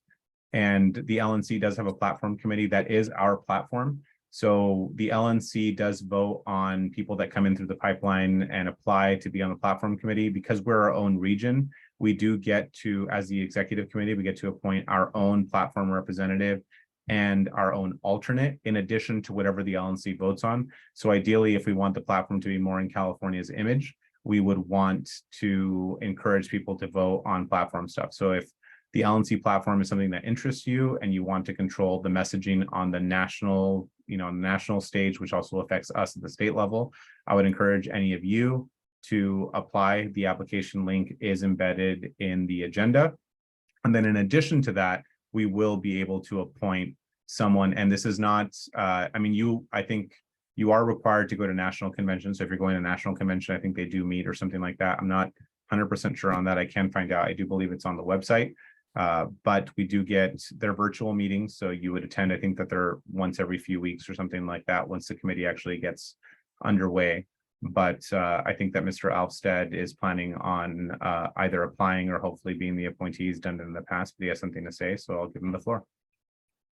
Yeah, just to fill in what you were saying, they traditionally always met one time per year in person, not counting the convention. Since COVID, I don't think they have, and it's all been Zoom. So it's up to the committee to decide whether or not they want to meet in person. And then you meet either the night before or the morning, I think the night before or the day before of the national convention is when the platform committee has their final meeting. Yeah, that sounds about right. Thank you for clarifying that. But if the platform is something that interests you, we have had California members apply. From what I've seen, I will say that it's not particularly the cream of the crop. So I would encourage any of you that would like to make sure that the messaging stays good and that we're able to be proud of our national platform that we also use here at the state level to apply. When the time comes, I will get an email and we'll throw that on the agenda to appoint a specific platform committee member. So, and an alternate to fill in for these virtual meetings and the potential in-person meetings if there are more than the one standard one before convention. So I just want to throw that out there. Any questions on this topic? All right, hearing none, we will move on. We're almost done here, guys. Thanks for hanging on. So next virtual meeting, I just picked this date out of the blue. It was something that I had available. I think that the monthly ones keep things shorter. I will remind everyone, I know this is a long meeting, but this was something that usually took 7 hours in person. So we're making great progress here at just over 3.5 and virtually. So no one is really inconvenienced. Anyway, does Thursday, August 24th work for everybody or the majority? Or is there a different proposal for what you would like to see?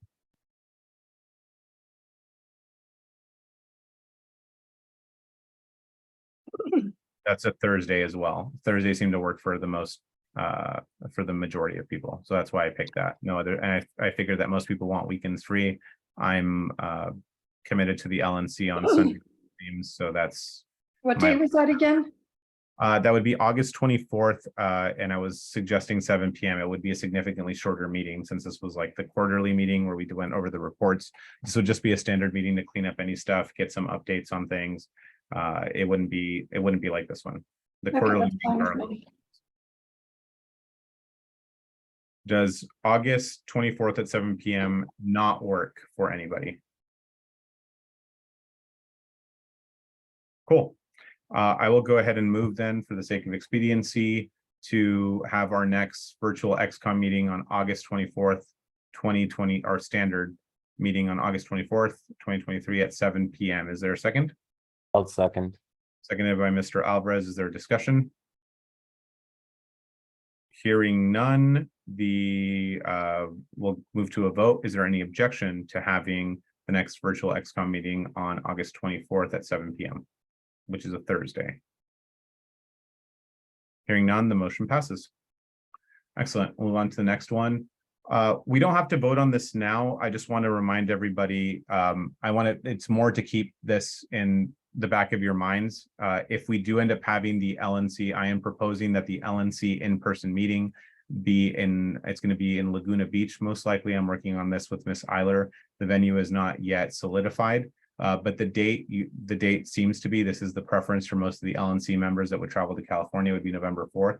So we don't have to do an official motion or anything. I just want people to keep this in mind, that if the LNC, I would make a formal motion after August, after that August meeting. So I'd probably make it at the next XCOM meeting because I'll be back from DC then. But I want everyone to keep November 4th open. Is that a date? So the way that this would work, just really quickly, is the LNC would be having its meeting. So they do, you think this is long, when they do their in-person meetings, they do Saturday and Sunday from, I think it's like 8 a.m. to 5 p.m. So they have 2 days of meetings. Yeah, I see some of your faces and you're like, wow. But yes, that does happen. So the plan here would be, at some point, we would still have our meeting on Saturday. We'd probably start our meeting at lunch. So it'd be around like 11:30 or noon, whenever the LNC schedule comes out. I would bow out of the LNC meeting because we would be at lunch for an hour or two, presumably. I would come and chair our meeting. Joshua Clark would step in as the alternate while I finish chairing our meeting in the adjacent room. And then, we'd hopefully have an LPCA fundraiser. It would be a great way for you to meet LNC members to meet you, get national members involved and state members involved in some sort of, it might be a joint fundraiser. It might be two separate fundraisers, one for the LNC, one for the LPCA, and then some sort of candidate training or something of value there. So does November 4th not work for anybody before I propose that date? And I haven't proposed it yet, but I will have a proposal within the next week or so. So November 4th, good for everybody? Or not good for somebody? All right, cool. We won't make a motion, but we'll do that at the next meeting, but November 4th. So keep that in your calendars. We'll move on to the next item on the agenda. Is there any new business? Cool. We'll move on to the next item on the agenda, which is the action items. I think we do have a couple. They will be in the meeting minutes, but I believe it's for me to make the Google group to do all the things that I said regarding convention tomorrow, which I'll take care of and see if there is some flexibility on the date. I think someone in the chat pointed out correctly that March is not an option, so it would have to be January because of our bylaws. We have to do it within 90 days of the national convention. So someone can correct me if I'm wrong on that, but if I was reading the chat correctly, we would be good. So I will try to push for the last weekend of January and see if that's an option to allow Mr. Lima and Ms. Lepacek to join us. I don't want them to cancel their plans. I know that that would be great. So 90 days or more between state. Okay. So I just have to make sure about that before I make stuff. Otherwise, if that's not doable, then I will have to send the contract, but I will speak to Mr. Lima before we do any of that offline. So we'll coordinate tomorrow before anything is done there. I don't think I'm missing anything else. we'll keep you all updated on agility stuff. Oh, Mr. Strachan, do make sure to reach out to the protocol. I will make the Google group. If you want to wait till Saturday, maybe I'll make the new Google group. I'll let you know. I guess we'll have like an official, I guess, chair of the committee, or maybe we don't have to have an official one. You guys can just collaborate, and you can, whoever wants to be the point person, we can discuss that after and see who wants to reach out to them. Let them know that we are part of the coalition. We've made this Google group for them to contact you and that whole bit. We'll get that going. But I think that is it on action items. Anything else on that agenda item? Cool. Hearing none, the favorite part of everyone's favorite agenda item is adjournment. Would someone care to make that motion? Motion for Motion. adjournment. Mr. Alvarez's motion to adjourn. Is there a second? Second. This is seconded by Ms. Stump. This is a non-debatable motion. We'll go straight to a vote. Is there any objection to adjournment? Hearing none. Oh, my glass is empty. Damn it. Okay, we are adjourned at 10:09 p.m. Thank you everyone for sticking it out. And